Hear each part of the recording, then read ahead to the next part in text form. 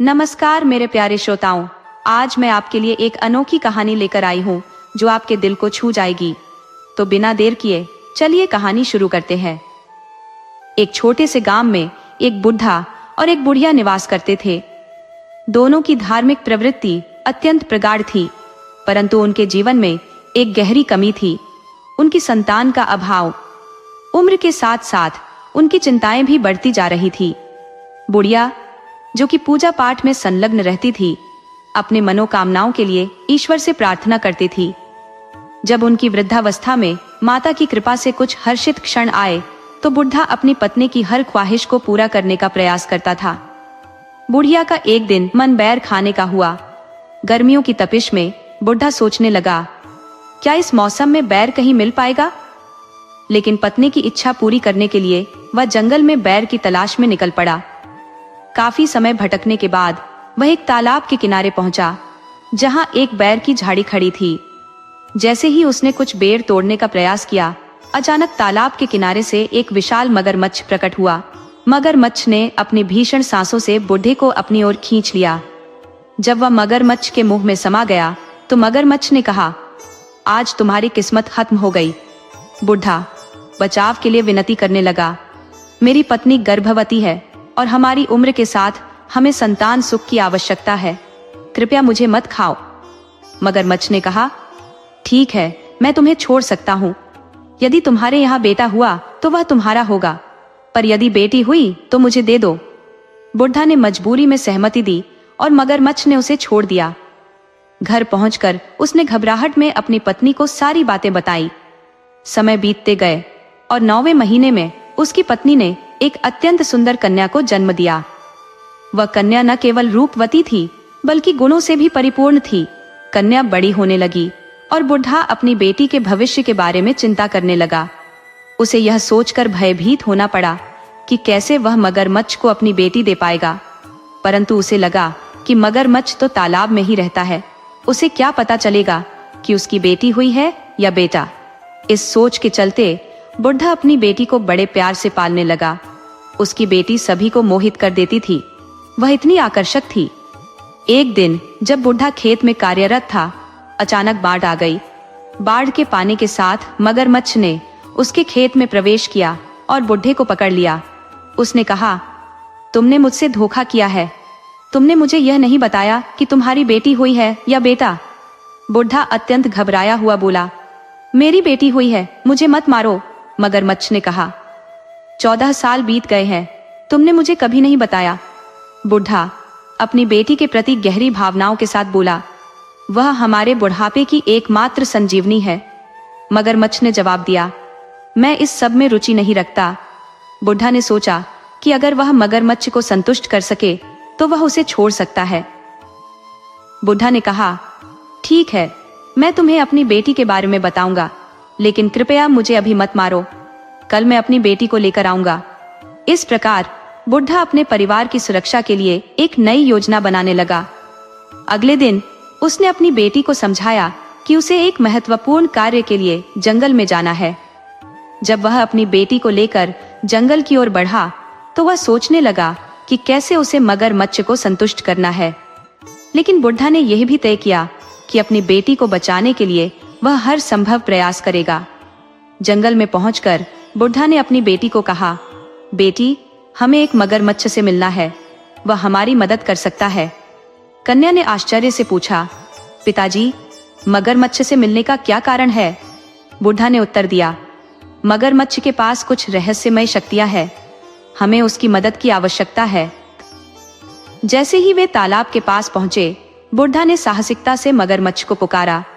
मगरमच्छ ने आकर कहा, तुम वापस आ गए? क्या तुम अपनी बेटी को मेरे हवाले करने आए हो? बुढ़ा ने गहराई से सांस ली और कहा, मैं तुम्हें अपनी बेटी नहीं दे सकता, क्योंकि वह हमारे जीवन का उज्जवल प्रकाश है। इस पर मगरमच्छ ने कहा, अगर तुम अपनी बेटी को मेरे पास नहीं लाओगे तो तुम्हें अंजाम भुगतना पड़ेगा। बुढ़ा ने अपनी कन्या को सुरक्षित रखने की ठानी। उसने सोचा कि वह अपने प्यार और साहस से इस समस्या का समाधान निकालेगा। क्या बुढ़ा अपनी बेटी को मगरमच्छ से बचा पाएगा? क्या वह उसे अपनी पुत्री का प्यार दिखा पाएगा? यही थी उसकी अगली चुनौती। इस प्रकार यह कहानी हमें सिखाती है कि परिवार और प्रेम की रक्षा के लिए हमें साहसिक निर्णय लेने चाहिए। बुढ़ा अपनी बेटी के लिए किसी भी कीमत पर लड़ने का संकल्प लेता है और इसी तरह कहानी आगे बढ़ती है। उसका प्रिय कमल का फूल था। बुढ़ी ने कहा, तुम अपनी पीठ पर कमल का फूल रखकर नदी या तालाब के किनारे आ जाना। जैसे ही मेरी बेटी कमल का फूल लेने के लिए उतरेगी, तुम उसे पकड़ लेना। मगरमच्छ ने स्वीकार किया, लेकिन चेतावनी दी, यदि इस बार तुमने धोखा दिया तो मैं तुम्हारे पूरे परिवार को निगल जाऊंगा। बुढ़ा भयभीत होकर घर लौटा और चिंता में एक कोने में बैठकर फूट फूट कर रोने लगा।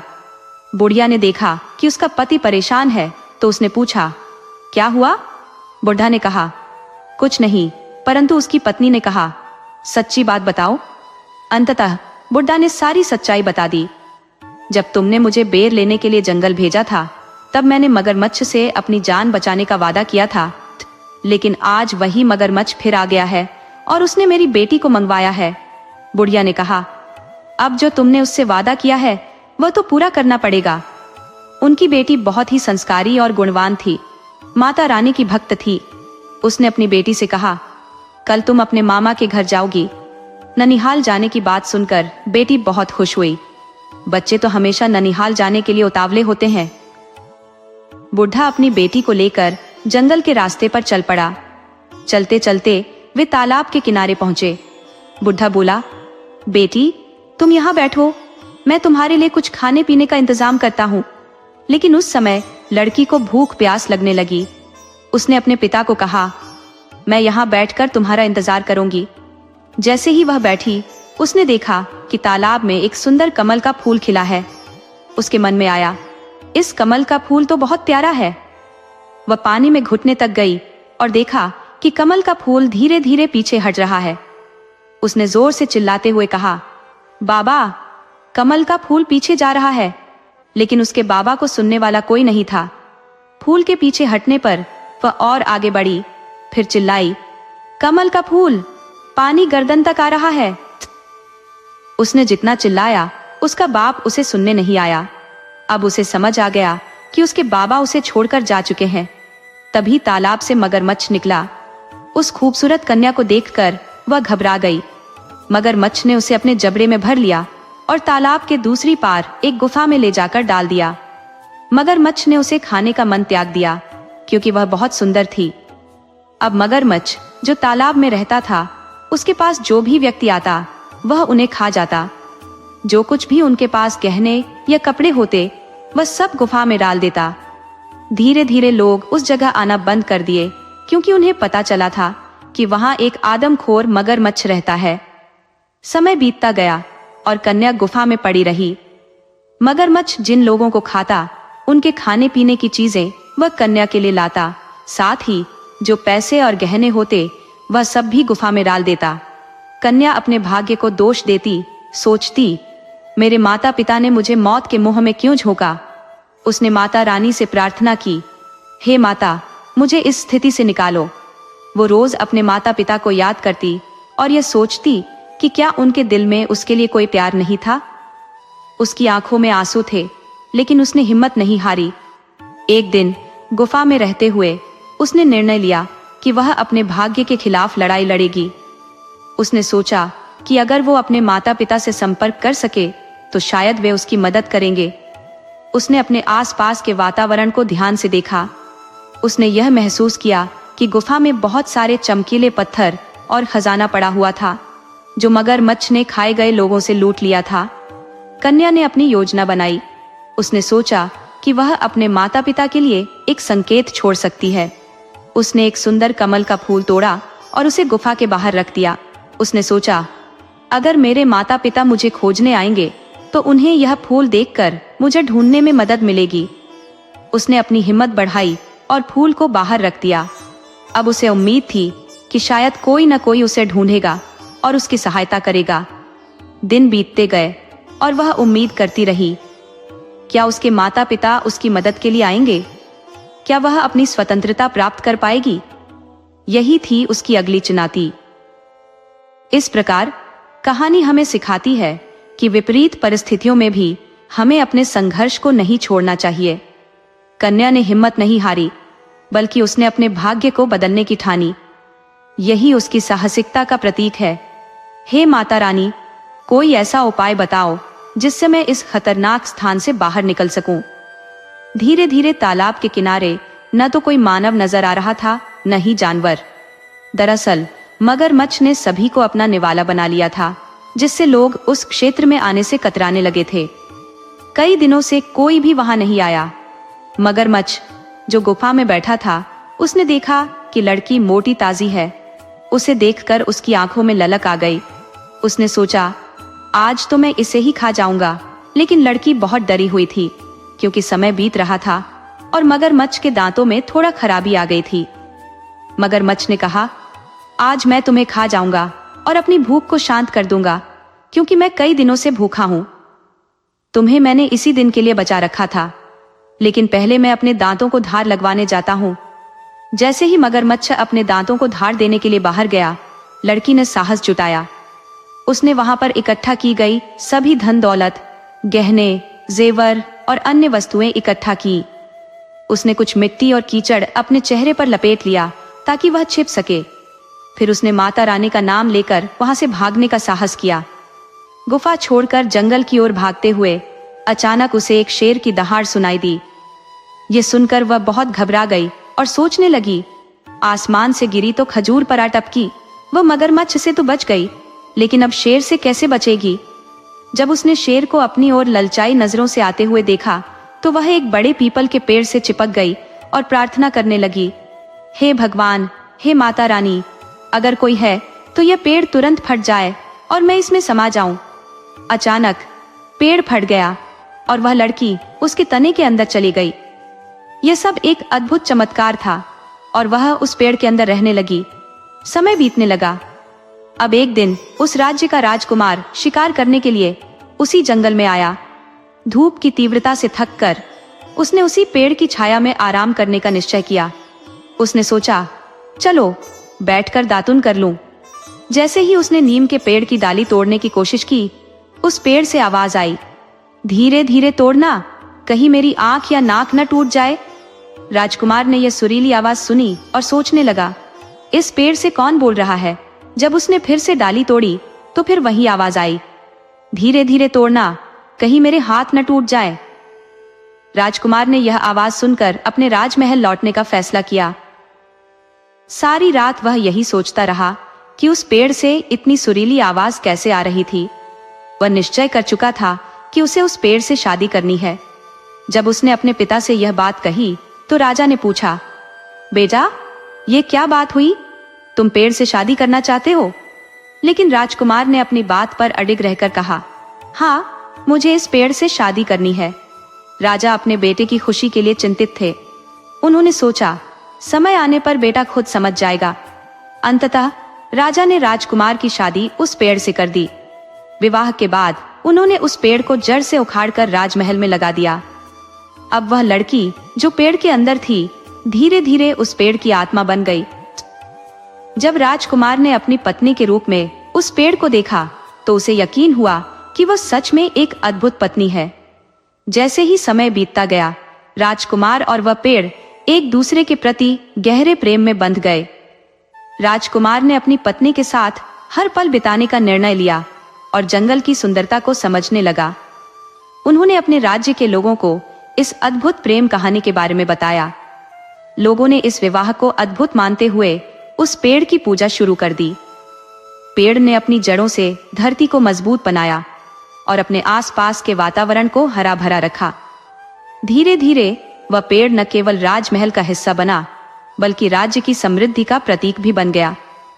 इस प्रकार ये कहानी हमें यह सिखाती है कि प्रेम की शक्ति और साहस से हम कठिनाइयों को पार कर सकते हैं। प्यार का सच्चा अर्थ केवल भौतिक रूप में नहीं, बल्कि आत्मिक और प्राकृतिक रूप में भी होता है। और इसलिए हर प्राणी में एक अनोखी कहानी होती है, जिसे हमें समझने और सराहने की आवश्यकता है। एक समय की बात है, एक राजा का बहुत सुंदर और विशाल बगीचा था। उस बगीचे में एक विशेष पेड़ लगाया गया था और वही पेड़ अब एक कहानी का हिस्सा बनने जा रहा था। राजकुमार की शादी उस पेड़ के साथ हो गई थी। ये सुनने में अजीब लगता है, लेकिन ऐसा ही हुआ। राजकुमार अब शांत और खुशहाल जीवन व्यतीत करने लगा। लेकिन एक रात उसने कुछ ऐसा देखा जिसने उसकी पूरी दुनिया बदल दी। रात के अंधेरे में उस पेड़ से एक सुंदर लड़की निकलती और महल के अंदर जाती। वहां वह सारे काम करती, महल की सफाई, खाना बनाना और अन्य घर के काम। जैसे ही वह अपने काम समाप्त करती, वह फिर से उसी पेड़ के अंदर समा जाती। ये घटना रोज होती और राजकुमार इसे ध्यान से देखने लगा। वह जानना चाहता था कि यह लड़की कौन है और क्यों छिपकर काम करती है। वह लड़की वास्तव में एक राजकुमारी थी जिसका नाम ज्योति था। उसका दिल भरा हुआ था दर्द और कड़वाहट से। वह अपने माता पिता के घर वापस नहीं जाना चाहती थी, क्योंकि उन्होंने उसे धोखा देकर तालाब के पास छोड़ दिया था, जहां एक आदमखोर मगरमच्छ रहता था। मगरमच्छ के हवाले करके उन्होंने उसे मरने के लिए छोड़ दिया था। लेकिन उस डरावने तालाब से भागने के बाद वह पेड़ ने उसे अपनी शरण दी थी। राजकुमार ने जब उससे विवाह किया तो वह उसी पेड़ के अंदर रहने लगी। एक दिन राजकुमार ने उसे महल के काम करते हुए देख ही लिया। वह बेहद सुंदर थी और उसकी उपस्थिति ने राजकुमार के मन में एक खास जगह बना ली थी। उसने सोचा कि अब इस रहस्य का समय समाप्त हो गया है। उस रात जब लड़की पेड़ के अंदर वापस जाने लगी तो राजकुमार ने पेड़ को जला दिया। वह लड़की जब लौटी और जलते हुए पेड़ को देखा तो उसकी आंखों में आंसू भर आए और वह जोर जोर से रोने लगी। तभी राजकुमार ने उसे शांत किया और कहा, तुम्हें अब डरने की जरूरत नहीं है। अब तुम्हें इस पेड़ के अंदर छिपने की कोई आवश्यकता नहीं है। तुम मेरी पत्नी हो, मेरी रानी हो। अब तुम्हें महल में खुले दिल से रहना चाहिए। लड़की ने रुककर राजकुमार की बात सुनी। फिर उसने उसे अपने जीवन की सारी पीड़ाएं और घटनाएं बताईं। उसने बताया कि कैसे उसके माता पिता ने उसे धोखे से उसके ननिहाल जाने का झूठा बहाना बनाकर उसे उस तालाब के किनारे छोड़ा, जहां आदमखोर मगरमच्छ रहता था। उसने कैसे मगरमच्छ से अपनी जान बचाई और जंगल में भटकते हुए एक शेर के सामने आ गई। तभी माता रानी की कृपा से वह पेड़ उसकी शरण बन गया। राजकुमार ने उसकी पूरी कहानी सुनकर उसकी ओर देखा। उसकी आंखों में अब उस लड़की के लिए सम्मान और स्नेह और भी बढ़ गया। उसने तय किया कि वह उसे कभी अकेला नहीं छोड़ेगा। अगले ही दिन उसने अपने सैनिकों को आदेश दिया कि उस आदमखोर मगरमच्छ को मार डाले, जिसने कई निर्दोष लोगों की जान ली थी। सैनिकों ने उस तालाब में जाकर उस मगरमच्छ का अंत कर दिया। राजकुमार ने फिर उस लड़की के माता पिता को भी बंदी बना लिया। उसने कहा, जो माता पिता अपनी संतान को मौत के मुंह में धकेलते हैं, उन्हें सजा मिलनी चाहिए। ऐसे लोग समाज में रहने लायक नहीं होते। उनके माता पिता को जेल में डाल दिया गया और लड़की अब राजमहल में आराम से खुशी खुशी रहने लगी। राजा और रानी का जीवन अब शांति और आनंद से भर गया था।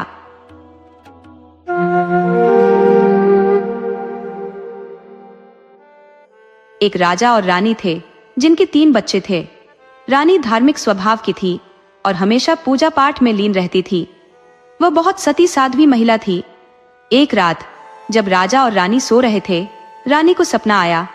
उसने देखा कि उसके पिता एक बड़ा जागरण, कीर्तन, हवन और यज्ञ करवा रहे हैं, जिसमें सभी लोगों को बुलाया गया है, लेकिन उसे निमंत्रण नहीं मिला। इस सपने से रानी की नींद खुल गई और वह तुरंत राजा से कहने लगी, राजा साहब, मैंने सपना देखा है कि मेरे पिताजी एक बहुत बड़ा हवन और कीर्तन करवा रहे हैं, लेकिन हमें बुलावा नहीं भेजा है।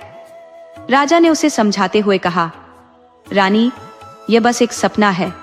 सपनों का कोई ठोस मतलब नहीं होता।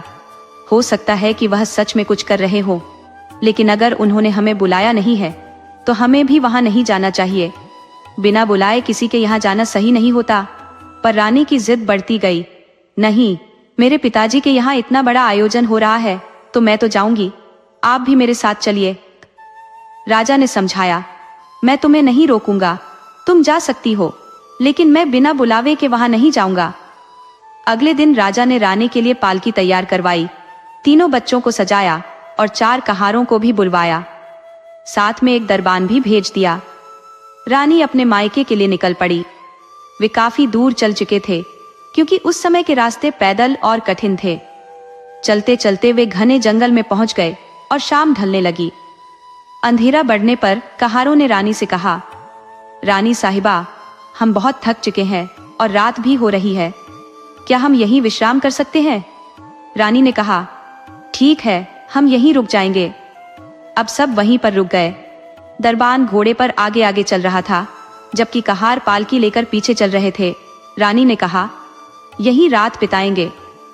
रानी, जो बहुत धार्मिक और सिद्ध महिला थी, माँ दुर्गा की बड़ी भक्त थी। वह हमेशा माँ दुर्गा से प्रार्थना करती थी और उनकी हर इच्छा पूरी होती थी। रानी ने माँ दुर्गा से प्रार्थना की, हे माँ, कृपा करके यहाँ 3 छोटे छोटे कमरे बना दो।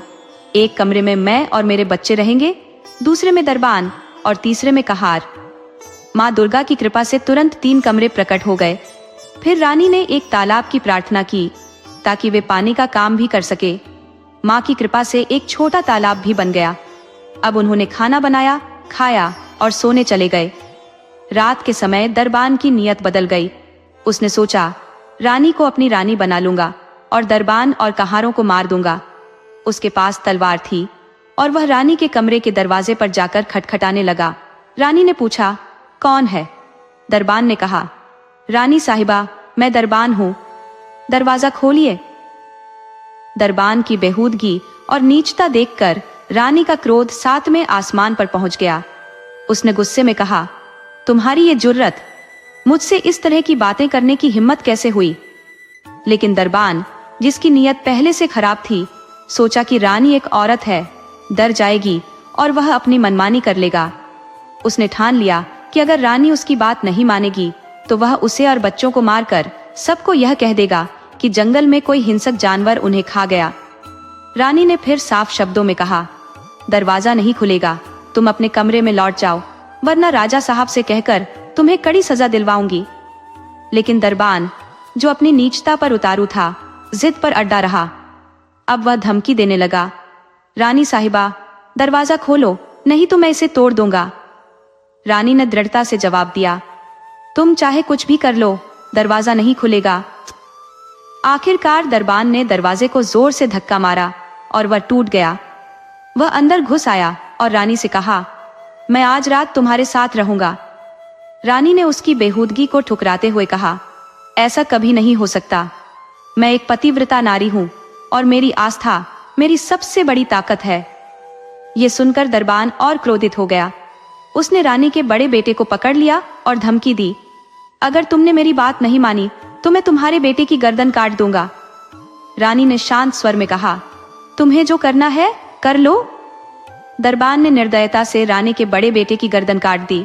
रानी फिर भी अपने सत्यनिष्ठा पर अडिग रही और कहती रही, तुम चाहे जो भी करो, मैं अपने सिद्धांतों से नहीं डिगूंगी। दरबान ने धीरे धीरे करके रानी के 3 बच्चों को मौत के घाट उतार दिया। अब रानी अकेली थी और सोच में डूब गई कि अब क्या किया जाए। तभी उसने एक योजना बनाई और कहा, ठीक है दरबान, मैं तुम्हारी बात मानने को तैयार हूँ, लेकिन पहले तुमने जो मेरे बच्चों का खून किया है, उससे तुम्हारे कपड़े खून से लथपथ हो गए हैं। पहले जाओ, उन्हें साफ करके आओ और स्वच्छ होकर लौटो। दरबान यह सुनकर बहुत खुश हुआ और तालाब की ओर चल दिया ताकि अपने कपड़े साफ कर सके। जैसे ही दरबान तालाब की तरफ बढ़ा, रानी ने माँ दुर्गा से प्रार्थना की, हे माँ, जो तालाब आपने हमें अस्थायी रूप से प्रदान किया था, कृपया इसे अभी मिटा दीजिए और इस जगह को पहले जैसा बना दीजिए। माँ दुर्गा की कृपा से तालाब तुरंत गायब हो गया। दरबान इधर उधर तालाब को ढूंढता रहा, लेकिन उसे कहीं कुछ नहीं मिला। उसकी बेइंतहा चाहत अब और बेकाबू हो रही थी, लेकिन उसे कुछ समझ नहीं आया। फिर रानी ने धरती माता से प्रार्थना की, हे धरती माता, अगर मैं सत्यनिष्ठ हूँ और मेरे संकल्प सच्चे हैं, तो कृपया मेरी रक्षा कीजिए और मेरे बच्चों को अपनी गोद में समेट लीजिए। तुरंत ही धरती फट गई और रानी ने अपने 3 बच्चों के शवों को धरती माता की गोद में सौंप दिया। उसने माँ दुर्गा से कहा, जब मैं अपने बच्चों को मांगूंगी तब मुझे ये लौट आए जाए। इसके बाद रानी जंगल से भाग निकली। रानी के जाते ही जो 3 कमरे माया से बने थे, वे भी गायब हो गए और जंगल पहले जैसा हो गया। दूसरी ओर जो कहार और दरबान थे, वे सब सोए हुए थे।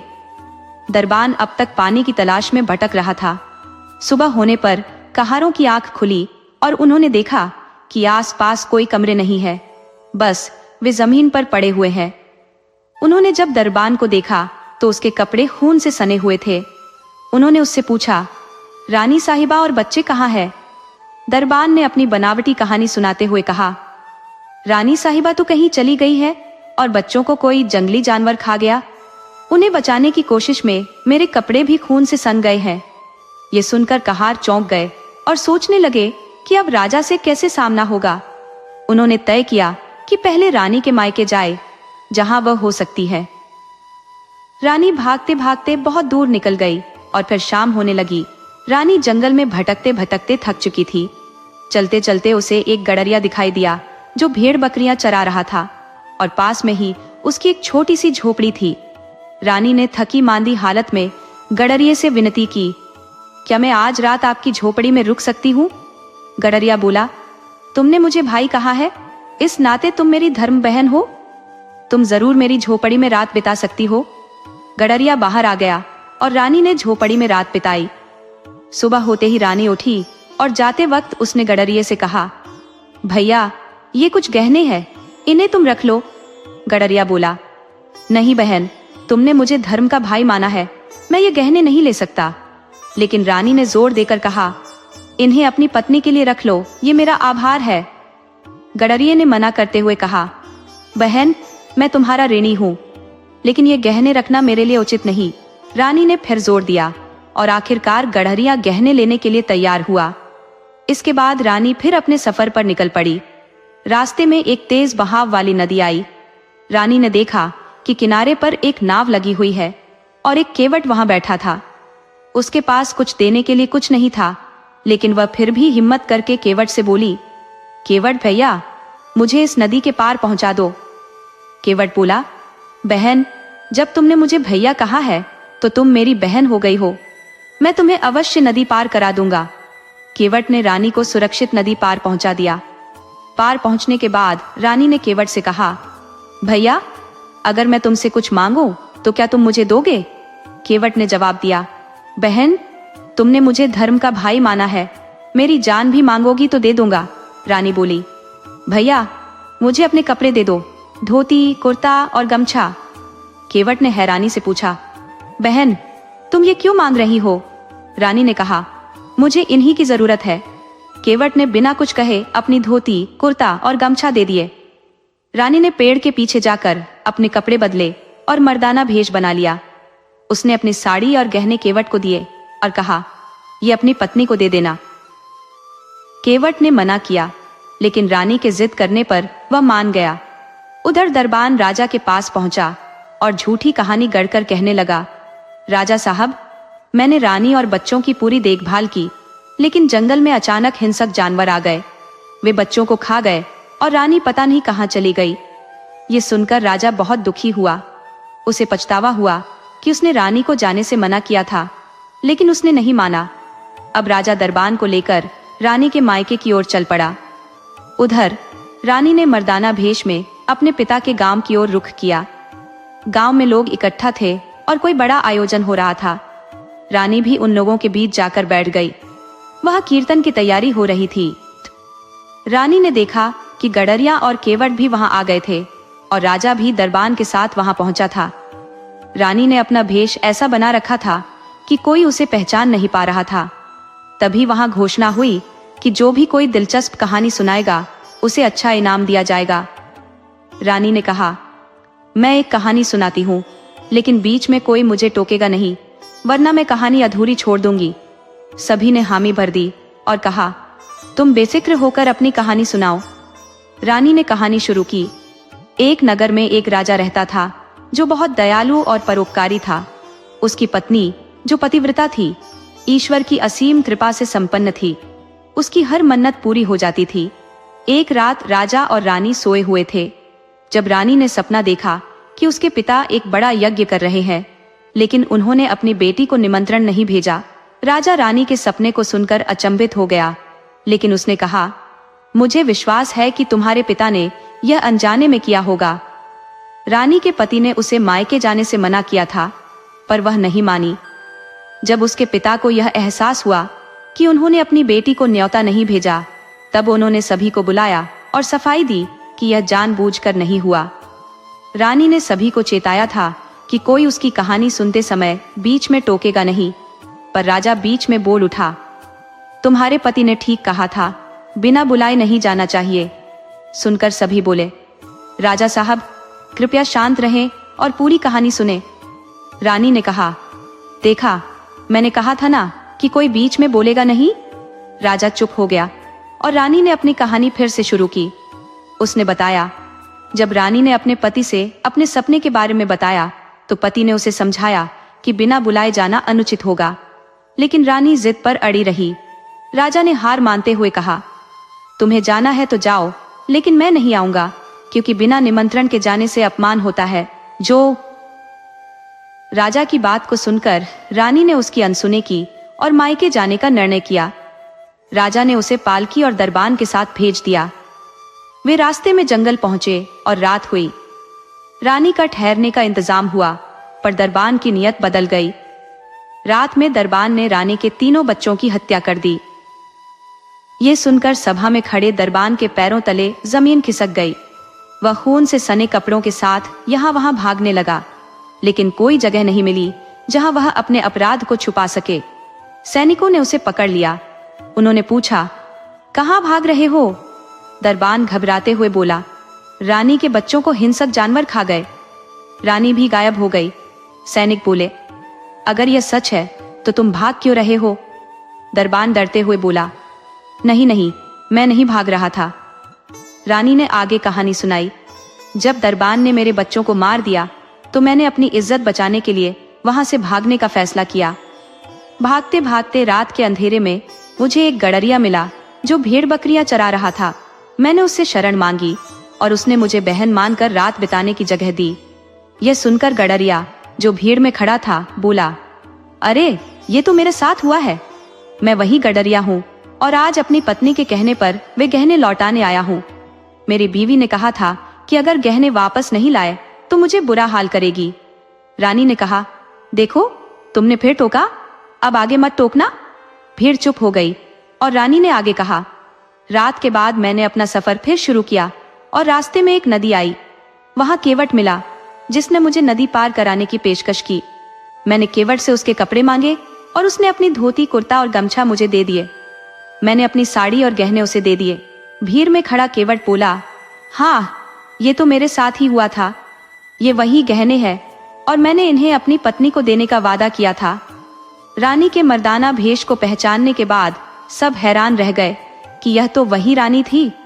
तब राजा ने दरबान को पकड़वाया और उसे फांसी की सजा का हुक्म दिया। दरबान को सजा दी गई और राजा ने गडरिया और केवट को अपने राज्य में ऊंचे पद और खूब सारी दौलत देकर विदा किया। राजा रानी को वापस राजमहल ले आया, जहां रानी ने धरती माता से प्रार्थना की, हे धरती माता, मेरे बच्चों को मुझे लौटा दो।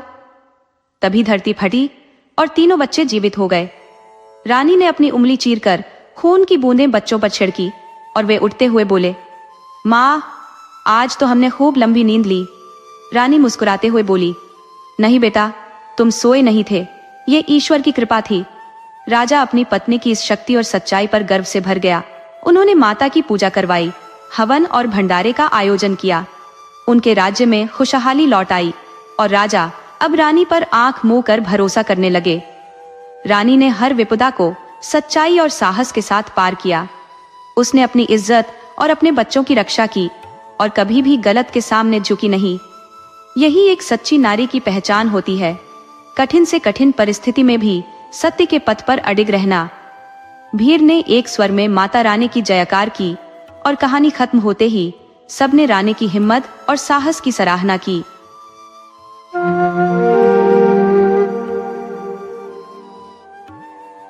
राधे राधे दोस्तों, आज हम आपको सुनाएंगे एक राजकुमारी के छल प्रपंच की दास्तां, कैसे उसने अपने ही पति का अंत कर दिया। अगर आप हमारे चैनल पर नए हैं तो कृपया हमारे चैनल को लाइक करें, सब्सक्राइब करें और शेयर करना न भूलें। बहुत समय पहले की बात है, जब एक छोटा सा गांव अपनी सहजता और सादगी के लिए पहचाना जाता था। उस गांव में एक निर्धन ब्राह्मण अपने परिवार के साथ गुजारा करता था। उसके पास थोड़ी सी जमीन थी जिसमें वह खेती कर किसी तरह अपने बेटे और पत्नी के पेट की आग बुझाता था। लेकिन एक बार उस गांव पर प्रकृति का ऐसा कहर बरपा कि भयंकर अकाल पड़ गया। उसकी पूरी फसल बर्बाद हो गई और हालात इतने बिगड़ गए कि घर में अनाज का एक भी दाना शेष नहीं बचा। उसकी पत्नी और बेटे की दशा दयनीय हो गई और भूख से उनका जीना दूभर हो गया। ब्राह्मण का बेटा, जो अब थोड़ा बड़ा हो चुका था, एक दिन अपने पिता के पास आया और बोला, पिताजी, इस कंगाली में आप और माँ बमुश्किल पेट भर पाते हो और मैं आप पर एक अतिरिक्त भार बन गया हूँ। इस छोटे से गांव में मुझे कोई काम धंधा नहीं मिलता जिससे मैं आपकी सहायता कर सकूं। मुझे लगता है कि अब मुझे किसी नगर या शहर जाकर अपनी रोजी रोटी कमाने का प्रयास करना चाहिए। पिता ने भारी मन से बेटे की बात सुनी और कहा, ठीक है बेटा, जैसा तुम्हें उचित लगे। मेरे पास तो तुम्हें आशीर्वाद देने के अलावा और कुछ नहीं है। वह लड़का अपने माता पिता से विदा लेते समय बहुत उदास था, लेकिन उसने निश्चय कर लिया था कि वह अपने भाग्य को अवश्य आजमाएगा। शायद बाहर जाकर उसका नसीब बदल जाए। इस सोच के साथ वह गांव छोड़कर शहर की ओर चल पड़ा। शहर पहुंचने पर उसे ज्ञात हुआ कि उस नगर के राजा का अपने पड़ोसी राजा के साथ युद्ध चल रहा है। राजा उन सभी सशक्त और तंदुरुस्त युवाओं को अपनी सेना में शामिल कर रहा था जिन्हें युद्ध भूमि में अपनी भूमिका निभाने की चाह हो। उस लड़के ने भी बिना किसी विचार के तुरंत सेना में भर्ती होने का निर्णय ले लिया। लेकिन दुर्भाग्यवश शत्रु की सेना अत्यंत शक्तिशाली और संगठित थी, जबकि राजा की सेना न केवल संख्या में कम थी, बल्कि उनमें वह उत्साह और पराक्रम भी नहीं था जो युद्ध जीतने के लिए आवश्यक होता है। युद्ध के दौरान शत्रु की सेना के तीव्र प्रहारों से राजा की सेना कमजोर पड़ने लगी। सिपाही डर के कारण अपनी जान बचाने के लिए युद्ध भूमि छोड़ भागने लगे। सेनापति ने उन्हें हिम्मत देने की भरपूर कोशिश की, लेकिन भय का साया गहरा था। तभी उस लड़के ने हालात को समझा। उसने सोचा कि उसने जीवन की कठिनाइयों को नजदीक से देखा है। भूख और गरीबी ने उसे पहले ही मृत्यु के करीब ला दिया था। उसने मन ही मन निश्चय किया कि यदि मरना ही है तो क्यों न वीरता के साथ मरा जाए। उसने कहा, या तो हम जीत जाएंगे या युद्ध भूमि में वीरगति को प्राप्त करेंगे। भूख से तड़प तड़प कर मरने से कहीं बेहतर यही होगा। कम से कम मेरा नाम तो अमर रहेगा। यह सोचकर उसने भागते हुए सैनिकों को रोका और उन्हें वापस लौटकर शत्रु का सामना करने के लिए प्रेरित किया। उसकी जोशीली बातों ने सैनिकों में अदम्य साहस भर दिया। अब वे सब अपने प्राणों की परवाह किए बिना दुश्मनों से भिड़ने के लिए तैयार हो गए। परिणाम स्वरूप उनकी वीरता ने शत्रु की सेना को परास्त कर दिया। शत्रु सेना मैदान छोड़कर भागने लगी। बूढ़ा सेनापति इस युवक की बहादुरी और नेतृत्व क्षमता से अत्यंत प्रभावित हुआ। जब उनकी सेना ने विजय प्राप्त की और पड़ोसी राज्य पर अधिकार कर लिया, तब प्रधानमंत्री ने राजा को यह सारा विवरण बताया। उसने उस लड़के की वीरता और समर्पण की भूरी भूरी प्रशंसा की। राजा इस बात से बहुत प्रसन्न हुआ। उसने अपने मंत्री को आदेश दिया कि उस लड़के को सम्मानित किया जाए और उसे राज्य के महत्वपूर्ण पद पर नियुक्त किया जाए। वह लड़का अब राज दरबार का एक अभिन्न हिस्सा बन गया। राजा ने भी उसे अत्यधिक पसंद करना शुरू कर दिया। परंतु राजा की एकमात्र संतान राजकुमारी बेहद सुंदर थी, लेकिन उतनी ही घमंडी भी। उसकी खूबसूरती की चर्चा दूर दूर तक थी, लेकिन उसका घमंड किसी को भी उससे निकट आने का साहस नहीं देता था। राजकुमारी ने यह प्रण लिया था कि वह केवल उसी युवक से विवाह करेगी जो उसकी कठिन शर्तों को स्वीकार करेगा और उसे स्वयं से भी अधिक प्रेम करेगा। उसकी शर्त यह थी कि यदि वह अपने पति से पहले मरती है तो उसका पति उसकी कब्र में जीवित रहते हुए उसके साथ दफन हो जाएगा, और यदि उसका पति पहले मृत्यु को प्राप्त करता है तो वह भी उसके साथ अपनी कब्र में दफन हो जाएगी। उसका मानना था कि पति पत्नी में से किसी एक के बिना दूसरे का जीवन निरर्थक है। उसकी इस अजीबोगरीब और कठोर शर्त को सुनकर सारे राजकुमारों ने उससे विवाह करने से इनकार कर दिया। केवल राजकुमार ही नहीं, नगर का कोई भी युवक उसके साथ विवाह करने का इच्छुक नहीं था। लोग उसके अहंकार और घमंड के कारण उसकी आलोचना करते थे। वे कहते, कैसी राजकुमारी है जो किसी का सम्मान नहीं करती, कितनी घमंडी है। राजमहल में उस गरीब लड़के को, जो अब एक महत्वपूर्ण पद पर था, इन बातों का पता चला। एक दिन राजा ने अपनी परेशानियां उससे शेयर की। इसी दौरान लड़के ने पहली बार राजकुमारी को देखा। उसे राजकुमारी पहली नजर में ही भा गई और वह उससे प्रेम करने लगा। जब उसने राजा से विवाह का प्रस्ताव रखा तो राजा ने उसे समझाने की बहुत कोशिश की। राजा ने कहा, यह तुम्हारे बस की बात नहीं है, उसकी शर्तें असंभव है। लेकिन लड़के ने दृढ़ता से उत्तर दिया, मैं उससे प्रेम करता हूँ और उसके लिए अपना सब कुछ त्यागने के लिए तैयार हूँ। मैं अपने वचन से कभी पीछे नहीं हटूंगा। राजा को उसकी निष्ठा और साहस देखकर यकीन हो गया कि यह लड़का उसकी बेटी के लिए उपयुक्त रहेगा। अंततः राजा ने अपनी राजकुमारी का विवाह उस गरीब लड़के से करवा दिया। शादी के बाद राजकुमारी ने लड़के को चेतावनी दी, अगर तुमने अपना वचन तोड़ा तो तुम्हें मौत के घाट उतार दिया जाएगा। लड़के ने अपनी पत्नी को वचन दिया कि वह अपने वचनों से कभी पीछे नहीं हटेगा। धीरे धीरे समय बीतने लगा। दोनों पति पत्नी खुशी खुशी जीवन व्यतीत कर रहे थे। लेकिन जैसा कहा जाता है, सुख के पल क्षणिक होते हैं। एक दिन राजकुमारी अचानक गंभीर रूप से बीमार पड़ गई। राजा ने कई वैद्यों और चिकित्सकों से उसका इलाज करवाया, लेकिन कोई भी उसकी बीमारी का निदान नहीं कर सका। दूर दराज के प्रसिद्ध वैद्यों को बुलाया गया, परंतु उनकी सभी कोशिशें असफल रहीं। अंततः राजकुमारी की बीमारी ने उसे मृत्यु के कगार पर पहुंचा दिया और वह इस संसार को छोड़कर चली गई। अब लड़के को अपने वचन के अनुसार अपनी पत्नी की कब्र में तब तक रहना था जब तक कि उसकी अपनी मृत्यु नहीं हो जाती। राजा ने अपनी बेटी के लिए एक विशाल और भव्य कब्र का निर्माण कराया, लेकिन उसे अपने दामाद पर गहरा तरस आ रहा था। वह सोच रहा था, यह बेचारा तो जीवित रहते हुए ही मृत्यु का सामना करेगा।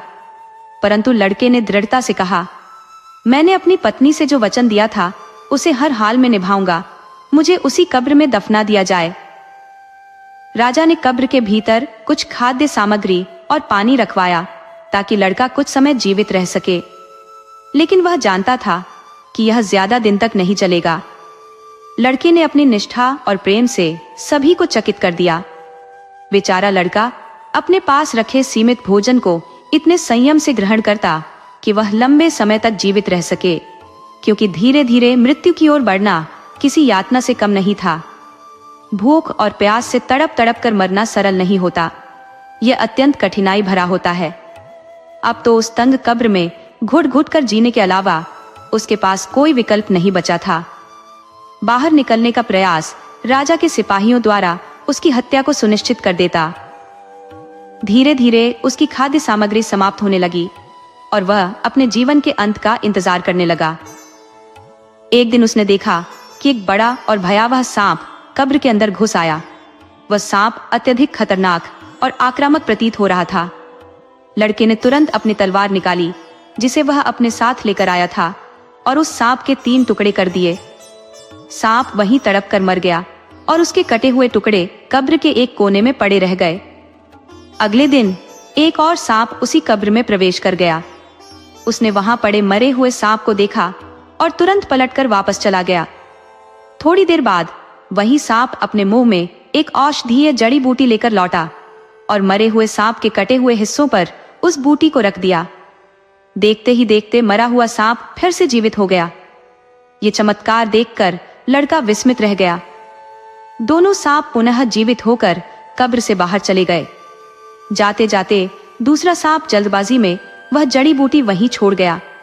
लड़के ने सोचा कि क्यों न इस चमत्कारी बूटी को अपनी पत्नी पर आजमाया जाए। यदि यह मरे हुए सांप को जीवित कर सकती है तो शायद मेरी पत्नी को भी जीवन दान दे सके। उसने वह बूटी उठाई और बड़े साहस के साथ अपनी पत्नी की आंखों और गले पर लगा दी। कुछ ही क्षणों में उसकी पत्नी ने अपनी आंखें खोल दी। ये देख लड़का विस्मय और आनंद से भर गया। उसकी प्रसन्नता का कोई ठिकाना नहीं था। उसने तुरंत कब्र का दरवाजा खटखटाया। सिपाहियों ने राजा को इसकी सूचना दी। जब कब्र का दरवाजा खोला गया तो राजा ने देखा कि उसका दामाद और पुत्री दोनों जीवित हैं। यह दृश्य देखकर राजा अवाक रह गया। उसने दोनों को गले लगा लिया, लेकिन उसकी आंखों में यह दृश्य विश्वास से परे था। लड़के ने उस जड़ी बूटी के अस्तित्व को अपने तक सीमित रखा। उसने इसे अपने सबसे विश्वसनीय और निष्ठावान नौकर को सौंप दिया, जिस पर वह असीम भरोसा करता था। नौकर ने भी इसे अपनी जिम्मेदारी मानकर पूरी सावधानी से संभाल कर रख दिया, क्योंकि लड़के ने सोचा कि भविष्य में कभी इसकी आवश्यकता पड़ सकती है। कुछ समय ऐसे ही बीत गया। इस बीच राजा की पुत्री के स्वभाव में अजीबोगरीब बदलाव आने लगे। उसकी आदतें पहले से काफी भिन्न हो गई। वह अपने पति के साथ हर छोटी छोटी बात पर विवाद करने लगी। पहले जैसा स्नेह और अपनापन अब कहीं गायब हो चुका था। उसने अपने पति के प्रति ऐसी बेरुखी और अवमानना का भाव अपना लिया कि उसे देखकर प्रतीत होता था मानो वह उस रिश्ते को समाप्त करने के लिए तत्पर हो। उसकी नाराजगी केवल अपने पति तक सीमित नहीं रही, वह अपने पिता के प्रति भी उदासीन हो गई। उसे लगने लगा कि राजगद्दी का असली अधिकारी वही है। हालांकि अपने पिता के समक्ष खुलकर कुछ कहने का साहस नहीं कर पाती थी, परंतु मन ही मन वह अपने पति से घृणा करने लगी थी। एक दिन उसने अपने पिता से कहा, पिताजी, मैं कुछ समय के लिए किसी दूसरे देश की यात्रा करना चाहती हूँ। मेरी जिंदगी में जो घटनाएं घटी है उनसे बाहर निकलने के लिए मुझे थोड़ा बदलाव चाहिए। शायद वहाँ की ताजी हवा और वातावरण मेरे मन को शांति दे सके। राजा ने सोचा कि यह यात्रा उसके दामाद और बेटी दोनों के लिए फायदेमंद होगी। उन्होंने तुरंत अपने जहाज को यात्रा के लिए तैयार करवाया और उसमें हर प्रकार की सुविधा उपलब्ध करवाई। कुछ ही दिनों में दोनों यात्रा पर निकल पड़े। यात्रा के दौरान राजकुमारी की नजर जहाज के कप्तान पर पड़ी। कप्तान का व्यक्तित्व उसे अपने पति से कहीं अधिक आकर्षक और मनमोहक प्रतीत हुआ। वह उसे एक तक निहारने लगी और मन ही मन यह योजना बनाने लगी कि अपने पति से छुटकारा कैसे पाया जाए ताकि वह इस कप्तान के साथ अपना जीवन बिता सके। जब राजकुमारी और कप्तान की नजरें मिली तो दोनों के बीच एक अजीब सा आकर्षण पैदा हो गया। राजकुमारी ने साहस जुटाकर कप्तान से कहा, यदि तुम मुझसे विवाह करना चाहते हो तो तुम्हें मेरी सहायता करनी होगी, अन्यथा मैं तुम्हें अपनी शक्तियों का उपयोग करके समाप्त कर दूंगी। राजकुमारी ने अपनी राजनीति और अधिकार का उपयोग करते हुए कप्तान को भयभीत करने का प्रयास किया। उसकी मंशा स्पष्ट थी, अपनी इच्छाओं की पूर्ति के लिए किसी भी सीमा तक जाना। कैप्टन ने सोचा कि राजकुमारी अपार सुंदरता की प्रतिमूर्ति है और योग्य है मेरी पत्नी बनने के। उसने राजकुमारी को यह विश्वास दिलाया कि वह उसके कृत्य में पूर्ण समर्थन देगा। राजकुमारी ने अपनी योजना शेयर की कि उसका पति जो उसके साथ है उसे समाप्त करने के लिए कैप्टन को सहयोग करना होगा। कैप्टन और राजकुमारी ने षड्यंत्र रचकर उस सोए हुए पति को समुद्र के किनारे स्थित घर से गहरे पानी में धकेल दिया। उनका मानना था कि उसकी मृत्यु निश्चित है, जिससे राजकुमारी स्वतंत्र हो जाएगी और कैप्टन के साथ अपना जीवन सुखपूर्वक व्यतीत करेगी। कैप्टन को भी इस योजना में अपना व्यक्तिगत लाभ दिखाई दिया, इसलिए उसने राजकुमारी का पूरा साथ दिया। लेकिन इस पूरे प्रकरण का साक्षी वह वफादार नौकर था जो अपने स्वामी के प्रति निष्ठावान था। उसने तुरंत अपनी सूझबूझ का परिचय दिया। जहाज पर आपातकालीन स्थिति के लिए रखी गई छोटी नाव को लेकर वह समुद्र की लहरों के बीच पहुंचा। उसने अपने स्वामी भक्ति का परिचय देते हुए उस दुर्लभ जड़ी बूटी को जो उसने सुरक्षित रखी थी अपने स्वामी के माथे पर लगाया।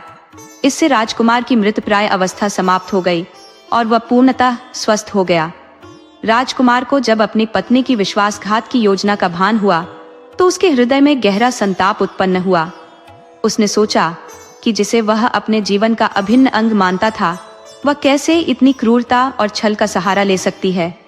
उसने अपने वफादार नौकर से आग्रह किया कि उसे शीघ्रता पूर्वक महल पहुंचाया जाए, जहां राजकुमारी के पिता और राज्य का न्याय हो सके। नौकर ने अपने स्वामी को राजकुमारी और कैप्टन से पहले महल में पहुंचा दिया। राजा ने अपने दामाद को देखकर विस्मय पूर्वक पूछा, तुम इतनी जल्दी कैसे लौट आए? मेरी बेटी कहाँ है? राजकुमार ने राजा को संपूर्ण घटना सुनाई कि कैसे उनकी बेटी और जहाज के कैप्टन ने मिलकर उसे गहरे समुद्र में मृत्यु के लिए धकेल दिया। लेकिन राजा को अपने दामाद की बात पर विश्वास नहीं हुआ। उन्होंने कहा, मेरी बेटी इतना घृणित कार्य कभी नहीं कर सकती। वह तुमसे प्रेम करती है और तुम्हारे बलिदानों का सम्मान करती है। राजा के इन शब्दों ने राजकुमार को और अधिक हताश कर दिया, लेकिन उसने निश्चय किया कि सच्चाई उजागर करके वह अपने अपमान का प्रतिशोध लेगा। मैं अपनी बेटी पर दोषारोपण नहीं कर सकता। मैंने कहा, वह तुम्हें कैसे मार सकती है? तुमने तो उसके साथ कब्र में जाने का साहस दिखाया था। तुमने उसे मृत्यु के मुंह से खींचकर जीवन दान दिया। लेकिन उस युवक ने दृढ़ता से कहा, राजा साहब, यदि मेरी बातों पर आपको विश्वास नहीं है तो मुझे महल में कहीं गुप्त रूप से छिपा दीजिए। ये बात किसी को भी ज्ञात नहीं होनी चाहिए। जब राजकुमारी लौटेगी तब सच्चाई स्वतः उजागर हो जाएगी। राजा ने युवक की बात मानी और उसे महल के एक सुरक्षित कोने में छिपा दिया। अगले दिन राजकुमारी का जहाज भी वापस आ गया। जब वह अपने पिता के समक्ष पहुंची तो वह नकली आंसुओं से रोने लगी। राजा ने पूछा, तुम अकेली क्यों लौटी हो? तुम्हारा पति कहाँ है? राजकुमारी दुख का नाटक करते हुए जोर जोर से रोने लगी और बोली, पिताजी, मैं क्या बताऊं, रास्ते में मेरे पति की तबीयत अत्यंत बिगड़ गई। समुद्र के मध्य में हम उनका उपचार कहां से कराते? हम उन्हें बचा नहीं सके। अब वे इस संसार में नहीं रहे। यदि आपको मेरी बात का विश्वास नहीं है तो आप जहाज के कैप्टन से पूछ सकते हैं। यदि वे जीवित होते तो मैं अवश्य उन्हें साथ लेकर आती। राजा ने बेटी की बातें सुनी, लेकिन भीतर ही भीतर उनका क्रोध बढ़ता जा रहा था। उन्होंने अपनी बेटी की झूठी कहानी चुपचाप सुनी। कुछ समय बाद उन्होंने राजकुमारी के पति को दरबार में बुलाया। जैसे ही राजकुमारी ने अपने पति को जीवित देखा, वह स्तब्ध रह गई। उसके होश उड़ गए और वह माफी मांगने लगी। उसने अपने पिता से कहा, पिताजी, मुझसे गलती हो गई, कृपया मुझे क्षमा कर दीजिए। लेकिन राजा ने कठोर स्वर में कहा, जो पत्नी अपने पति के प्रति निष्ठावान नहीं रह सकी, वह मेरी क्या होगी? तुम्हारे ऐसे घिनौने कृत्य के लिए तुम्हें मृत्यु दंड मिलना चाहिए। इसके बाद सैनिकों ने राजकुमारी को कारावास में ले जाने की तैयारी की। उसे उसके कर्मों का दंड भुगतने के लिए ले जाया गया। तभी वह युवक सामने आया और विनम्रता से कहने लगा, राजा साहब, कृपया मेरी पत्नी को क्षमा कर दीजिए। इसने अपने सच्चे पति के साथ छल किया है, लेकिन मैं इसे अभी भी अपने दिल से चाहता हूं। राजा ने क्रोध में भरकर उत्तर दिया, मैं इसे क्षमा नहीं कर सकता। ये अपना प्रेमी निष्ठावान पति होते हुए भी उसे धोखा दे सकती है, तो इसे दंड अवश्य मिलना चाहिए। युवक ने अपनी बात पर जोर देते हुए कहा, महाराज, मैं इसे अत्यधिक प्रेम करता हूँ। यदि आप इसे मृत्यु दंड देंगे तो मैं इसके बिना जीवित नहीं रह पाऊंगा।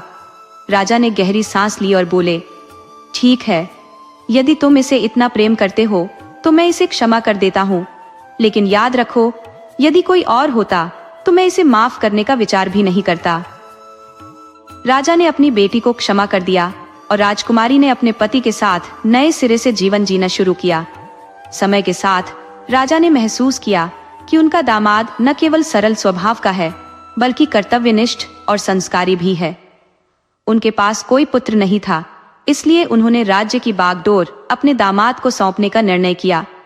राजा ने मंत्रिमंडल के साथ परामर्श किया और सभी ने इस प्रस्ताव का समर्थन किया। इस प्रकार युवक राजा बना और कुशलतापूर्वक शासन करने लगा। उसने अपने गरीब माता पिता को भी अपने पास बुला लिया।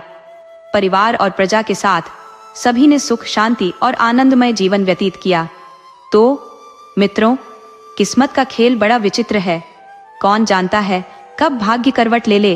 वह निर्धन युवक, जिसके पास खाने तक के लिए अन्न नहीं था, एक दिन राजा बन गया।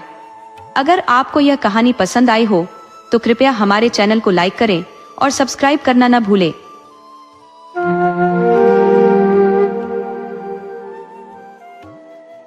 कई समय पहले की बात है। एक गांव में बिरजू नाम का व्यक्ति रहता था। बिरजू तंत्र मंत्र और नजर उतारने में बड़ा निपुण था। गांव के लोग छोटी मोटी परेशानियों के लिए अक्सर उसके पास जाया करते थे। बिरजू शादियों में ढोल बजाने का भी काम करता था। एक बार बिरजू एक शादी में ढोल बजाने गया हुआ था और उसके साथ मशकबीन बजाने वाले साथी भी थे। शादी के बाद बारात रात में ही दुल्हन को लेकर वापस गांव लौट गई थी। अगली सुबह बिरजू को एक और शादी में ढोल बजाने जाना था, तो उसने रात को ही अपने साथियों से कहा कि अब विदा लेकर गांव चलना चाहिए। उसके साथियों ने मना कर दिया, क्योंकि रास्ते में एक घना जंगल पड़ता था और जंगली जानवरों का खतरा भी था।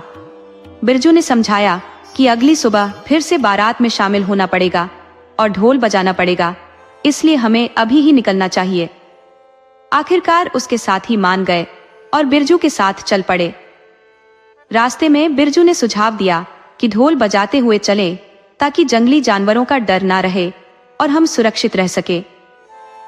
रात के करीब 2 बजे का वक्त था।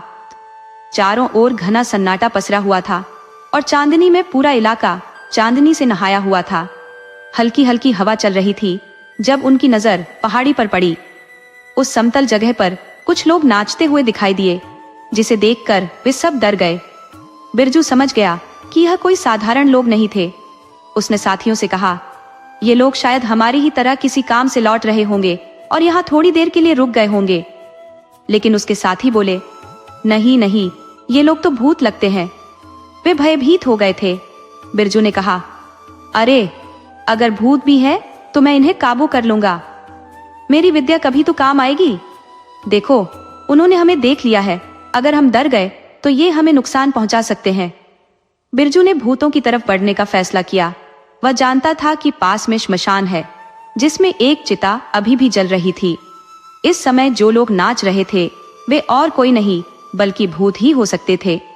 यही एकमात्र रास्ता था भूतों से बचने का, क्योंकि वह उन्हें नचाकर खुद को बचा सकता था। मरता क्या ना करता, बिरजू और उसके साथी आगे बढ़े और भूतों के पास पहुंच गए। भूतों के उलटे पांव देखकर उसके साथी डर गए। उन्होंने ढोल और मशकबीन बजाना बंद कर दिया। भूत ढोल की आवाज में खूब नाचते रहे। जब वे थक गए तो उनमें से एक भूत उनकी ओर बढ़ने लगा। भूत को अपनी तरफ आते देख बिरजू ने महामंत्र पढ़ना शुरू कर दिया। उसके दोनों साथी डर के मारे थर थर कांप रहे थे। तभी भूत बोला, डरो मत मित्र, तुमने हमें बहुत नचाया है। हमें बहुत मजा आया है। हम बहुत खुश हैं। तो जो भी मांगना है मांग लो। हमारे पास जो होगा हम दे देंगे। बिरजू की समझदारी और साहस ने उस दिन उसे और उसके साथियों को बचा लिया। ये कहानी हमें सिखाती है कि कभी कभी हिम्मत और समझदारी से मुश्किल हालात का सामना किया जा सकता है। उन दिनों जब शादी ब्याह के लिए लड़की वालों को रुपये देने पड़ते थे, मीमो के पास इतने पैसे नहीं थे कि वह अपनी शादी का इंतजाम कर सके। इसी वजह से उसकी शादी नहीं हो पा रही थी। उसने सोचा कि क्यों न एक भूतनी से शादी कर ली जाए, क्योंकि उसने एक बहुत ही सुंदर भूतनी को नाचते हुए देखा था। मीमो ने अपनी ये इच्छा भूतों के सामने रख दी। भूतों ने उसे बहुत समझाया कि ऐसा करना ठीक नहीं होगा, लेकिन मीमो अपनी जिद पर अड़ा रहा। उसकी जिद को देखते हुए भूतों ने उसे काफी प्रलोभन दिए, मगर मीमो ने ठान लिया था कि अगर वे उसे कुछ देना ही चाहते हैं तो उसी भूतनी से उसका विवाह करवा दे। आखिरकार भूतों को अपना वचन निभाना पड़ा और उन्होंने मीमो और भूतनी की शादी करवा दी। भूतों ने मीमो को चेताया, देखो, ये भूतनी अब तुम्हारी पत्नी की तरह रहेगी, एक साधारण औरत की तरह। तुम्हारे साथ घर बसाएगी और किसी को भी नुकसान नहीं पहुंचाएगी। लेकिन ध्यान रहे, जब तक ये चुप रहेगी तब तक ये तुम्हारी पत्नी रहेगी। जिस दिन इसका मुंह खुल गया ये हड्डियों के ढेर में बदल जाएगी और हमारे पास लौट आएगी। मीमो ने भूतों की बात मान ली और अपनी नई पत्नी के साथ खुशी खुशी अपने गांव की ओर चल दिया। गांव पहुंचने पर लोगों ने मीमो की अचानक हुई शादी को देखकर हैरानी जताई। मीमो ने अपने माता पिता को समझा दिया कि उसकी पत्नी गूंगी है, इसलिए इशारों में ही बातें करें।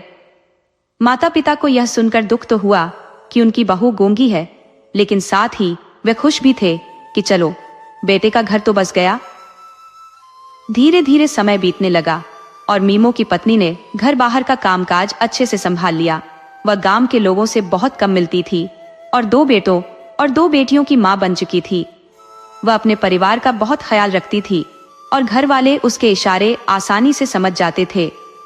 एक दिन मीमो के बच्चे गांव के दूसरे बच्चों के साथ खेल रहे थे। खेल खेल में बच्चों में झगड़ा हो गया।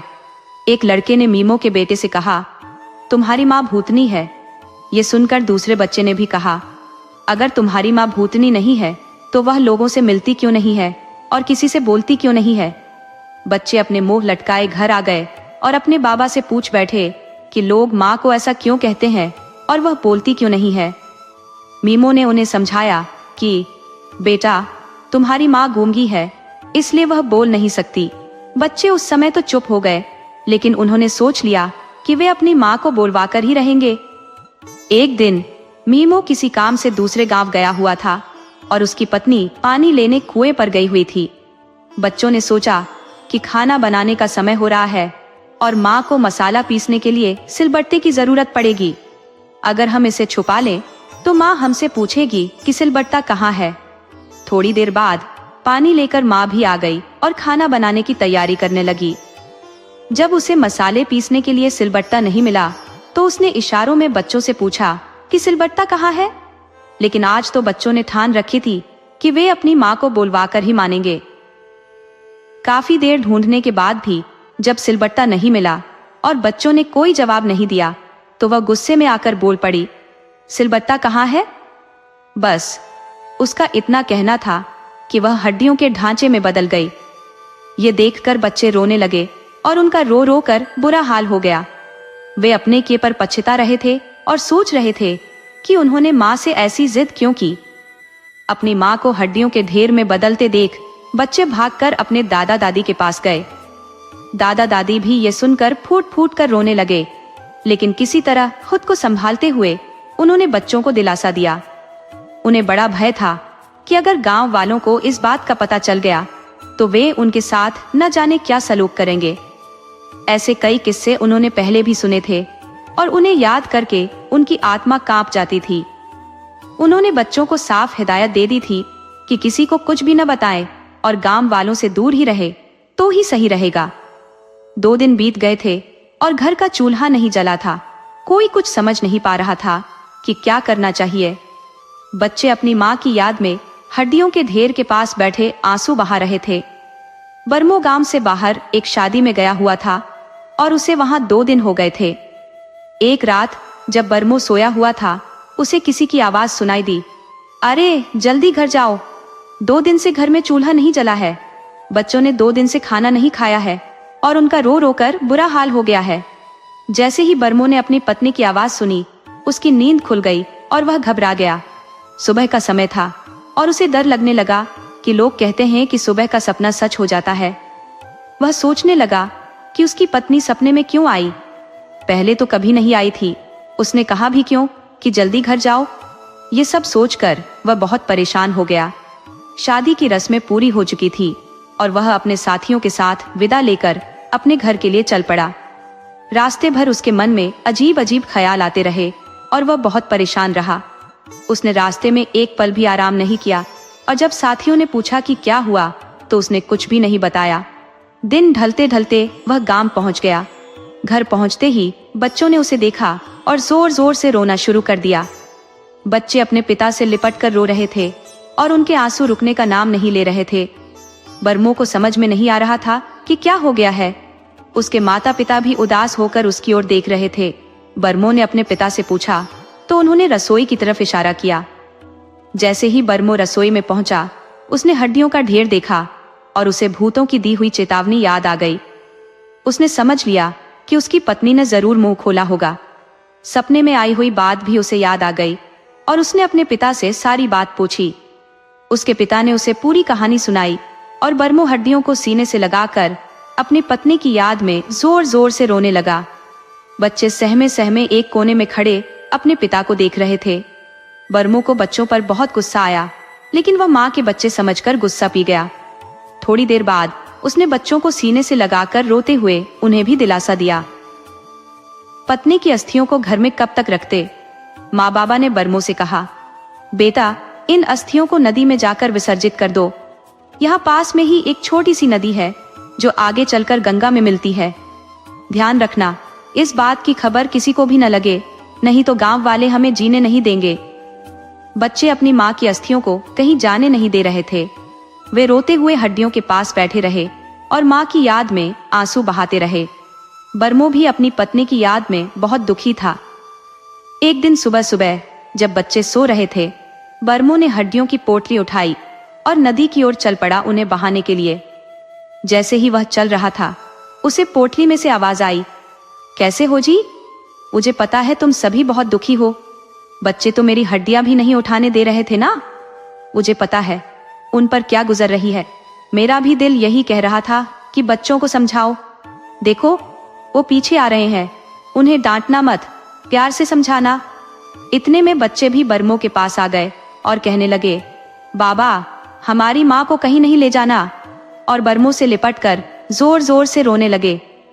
तभी पोटली में से फिर आवाज आई, ठीक है, मैं इन्हें समझती हूँ। बिरजू ने अपने बच्चों को उस पेड़ के नीचे ले जाकर बैठा दिया, जैसा कि पोटली में से आवाज आई थी। पोटली से फिर आवाज गूंजी, देखो मेरे बच्चों, मैं तुम्हारी माँ हूँ। मैं तुम्हारे बिना उतनी ही उदास हूँ जितना तुम मेरे बिना हो। मैं भूत लोक में रहते हुए भी हमेशा तुम्हें याद करती रहूंगी। मेरी कसम खाओ कि अब तुम मरोगे नहीं और ना ही अपने बाबा को परेशान करोगे। अपने बूढ़े दादा दादी का भी ख्याल रखोगे। मेरी अस्थियां नहर में बहाने दो और अपने बाबा को जो काम करना है उन्हें करने दो। अगर तुम नहीं मानोगे तो मैं बहुत दुखी रहूंगी। क्या तुम अपनी माँ को दुखी देखना चाहते हो? नहीं ना? तो मेरे बच्चे, घर जाओ और अपनी बड़ी बहन को भी ले जाओ। दादा दादी परेशान हो रहे होंगे। माँ की आवाज सुनकर बच्चों की आंखें आंसुओं से भर गई। उन्होंने अपनी माँ की बात मान ली और अपने घर की तरफ चल पड़े। बिरजू नहर की ओर बढ़ने लगा, लेकिन तभी पोटली में से फिर आवाज आई, सुनते हो जी, रुको। बिरजू रुक गया और उसकी पत्नी की आवाज सुनाई दी, जरा रुको, सामने पहाड़ी से जो आकृतियां आ रही है वे मेरी जैसी आत्माएं हैं। वे मुझे लेने आ रही हैं, उनसे बिल्कुल भी मत डरना। वे किसी को नुकसान नहीं पहुंचाएंगी। उनमें तुम्हारा दोस्त शोभन भी है जो हमें देख पा रहा है। बिरजू ने अपने दोस्त शोभन को याद किया।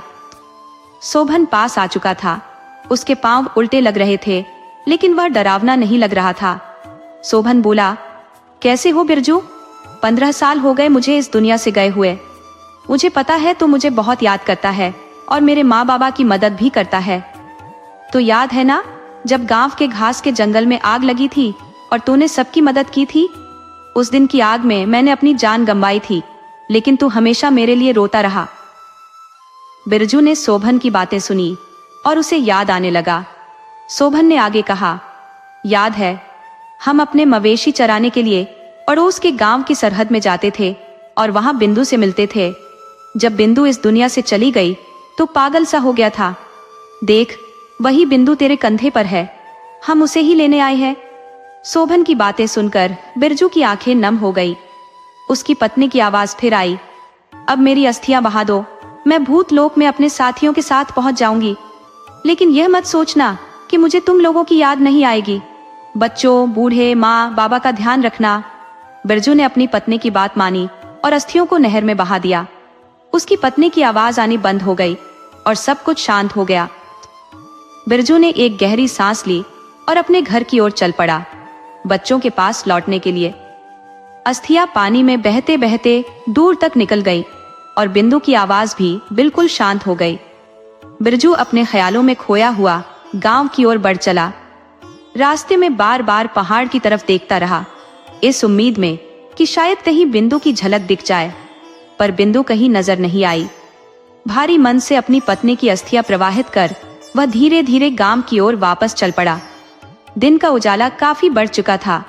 जैसे ही वह गांव पहुंचा, गांव वालों ने उसे घेर लिया और पूछने लगे, बिरजू, तुम इतनी सुबह सुबह कहां से आ रहे हो? और आजकल तुम्हारी पत्नी भी नजर नहीं आ रही है, सब ठीक तो है? बिरजू ने गहरी सांस लेते हुए जवाब दिया, उसे छोड़ने गया था, वो अपने मायके गई है। इतना सुनते ही गांव वाले चुप हो गए। घर पहुंचते ही उसने देखा कि उसके बच्चे अभी भी माँ की याद में रो रहे थे। उसने बच्चों को माँ का संदेश सुनाया और समझाया, अगर कोई पूछे तो कहना कि माँ नानी के घर गई है। फिर वह अपनी जिंदगी को पटरी पर लाने की कोशिश में जुट गया। छोटे छोटे बच्चों को संभालना, रोजी रोटी कमाना, खेती बाड़ी और शादी ब्याह के काम में हाथ मटाना, ये सब एक साथ संभालना आसान नहीं था। उसके माँ बाबा अक्सर कहते, बिरजू, बच्चों के लिए दूसरी माँ लिया, ये सब अकेले नहीं हो पाएगा। मगर बिरजू को यह मंजूर नहीं था। कभी कभी जब बच्चों की हालत देखकर उसे अपने माता पिता की बात सही लगती तो वह सोचता, चार चार बच्चों के साथ कौन अपना घर बसाएगा, और फिर मैं खुद भी गरीब हूँ, कोई अपनी बेटी मुझे क्यों देगा। पर जब भी बिंदु की याद आती वह अपने मन ही मन उससे माफी मांगने लगता। एक रात बिंदु उसके सपने में आई और कहने लगी, सुनो जी, माँ बाबा ठीक कह रहे हैं, बड़ी बेटी कितनी मेहनत कर रही है, अभी सिर्फ 12 साल की ही है। तुम्हारे भी बहुत काम है, देर रात घर लौटते हो, दूसरी शादी कर लो, मुझे बुरा नहीं लगेगा। बच्चों को एक माँ मिल जाएगी और इससे बड़ी खुशी मेरे लिए क्या होगी। ये कहकर बिंदु की आवाज धीमी हो गई। अगली सुबह बिरजू के माँ बाबा ने फिर से बच्चों के लिए दूसरी माँ लाने की बात की। बच्चों को जब इस बात का पता चला तो वे कहने लगे, हमें तो अपनी माँ ही चाहिए और कोई माँ नहीं चाहिए। अपने दोस्तों को बिरजू ने अपनी पत्नी के बारे में बताया और उनसे मदद मांगते हुए कहा, दोस्तों, एक बार फिर उसी जगह पर चलना होगा जहां हमने भूतों से मुलाकात की थी। दोस्तों ने डरते डरते हामी भर दी और कहा, ठीक है यार, दोस्ती किस दिन काम आएगी, तेरा साथ जरूर देंगे। रात के 12 बजे बिरजू और उसके साथी उस जगह पहुंच गए। पिछली बार जहां भूतों से मुलाकात हुई थी वहां पहुंचकर उन्होंने देखा कि श्मशान घाट पर हल्की हल्की आग की लपटें दिख रही थी। कुछ देर बाद उन्होंने किसी के बात करने की आवाज सुनी। बिरजू को उम्मीद की किरण दिखाई दी, लेकिन उसका एक साथी डर के मारे पीला पड़ गया था। बिरजू ने उसे दिलासा दिया, डरना नहीं है, किसी भी हालत में डरना नहीं। उन्हें पता था कि अगर भूतों का मुखिया नाराज हो गया तो मुसीबत हो सकती है। बिरजू ने ढोल बजाने का इशारा किया और जोर जोर से ढोल पर भूतों के गीत की तान छेड़ दी। ढोल की आवाज सुनकर श्मशान घाट में बैठे सभी प्रेत वहां से चलने लगे, लेकिन उनके मुखिया ने उन्हें रोक दिया और कहा, हमने कुदरत से विनती करके नियम तोड़े थे, पर इसने हमारी दी हुई हिदायत को नहीं माना, इसे इसका अंजाम भुगतना पड़ेगा। ये सुनकर सभी भूत भूतनी सहम गए और वहीं रुक गए जहां वे थे। बिरजू और उसके साथी खड़े खड़े इन सब घटनाओं को देख रहे थे। उनके दिलों में डर और उत्सुकता दोनों ही थी। आगे क्या होगा इसका उन्हें कोई अंदाजा नहीं था, पर वे जानते थे कि उन्हें अब पीछे हटना नहीं है। उन्हें डर लगने लगा कि मुखिया बिरजू को न जाने क्या सजा दे। तभी एक आत्मा बोली, मुखिया जी, क्षमा चाहती हूँ, अगर आप इजाजत दें तो मैं कुछ कहना चाहूंगी। बिरजू ने बिंदु भूतनी को हमेशा बड़े प्यार से रखा है, बिंदु का बचपन से ही ख्याल रखा है और इस जीवन में भी। देखिए, उसके बच्चे भी उससे कितनी मोहब्बत करते हैं और बिरजू भी अपने बच्चों से बहुत प्यार करता है। ये सब जो हुआ इसमें बिरजू का कोई दोष नहीं है। उसकी बात सुनकर मुखिया कुछ सोचने लगे। बिंदु की सहेली आगे कहने लगी, बच्चों का क्या वो अपनी माँ को इस तरह सह सकते हैं? माँ का दुख उन्हें बहुत सताता है। बिरजू को सजा देने का मतलब है उसके बच्चों और बूढ़े माता पिता को भी सजा देना। देखिए, बिंदु का चेहरा कितना उदास हो गया है ये सब सुनकर। मुखिया ने सहेली की बातों को ध्यान से सुना और कहा, तुम ठीक कह रही हो, लेकिन थोड़ी परीक्षा तो लेनी होगी बिरजू की। ये भी देखना होगा कि वह हमारी परीक्षा में खरा उतरता है या नहीं।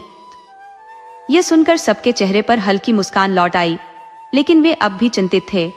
जब सब लोग उस जगह पहुंचे जहां बिरजू और उसके साथी ढोल बजा रहे थे, मुखिया ने गुस्से में कहा, बंद करो ये सब, तुमने जो किया वो माफ करने लायक नहीं है। हम जानते हैं कि तुम बिंदु को पिछले जन्म से प्यार करते थे, तुम उससे शादी करना चाहते थे, इसलिए कुदरत से विनती करके हमने नियम तोड़कर तुम्हारी शादी बिंदु से करवाई थी, ताकि उसकी तुम्हारे प्रति अधूरी इच्छा पूरी हो जाए। लेकिन अब तुम्हें परीक्षा देनी होगी। अगर सफल हुए तो तुम्हें बिंदु वापस मिल जाएगी और बच्चों को उनकी माँ। बिरजू ने घबराते हुए परीक्षा देने की हामी भर दी। मुखिया ने कहा, हम तुम्हारा सिर धड़ से अलग करेंगे। अगर कुदरत को मंजूर हुआ तो तुम फिर से जिंदा हो जाओगे और बिंदु तुम्हारे साथ लौट जाएगी, नहीं तो तुम्हें अपनी जान से हाथ धोना पड़ेगा। बिरजू ने बिना देरी किए अपना सिर आगे कर दिया। ये देखकर बिंदु की आंखों में आंसू आ गए। मुखिया और बाकी भूत बिरजू के प्रेम को देखकर नतमस्तक हो गए।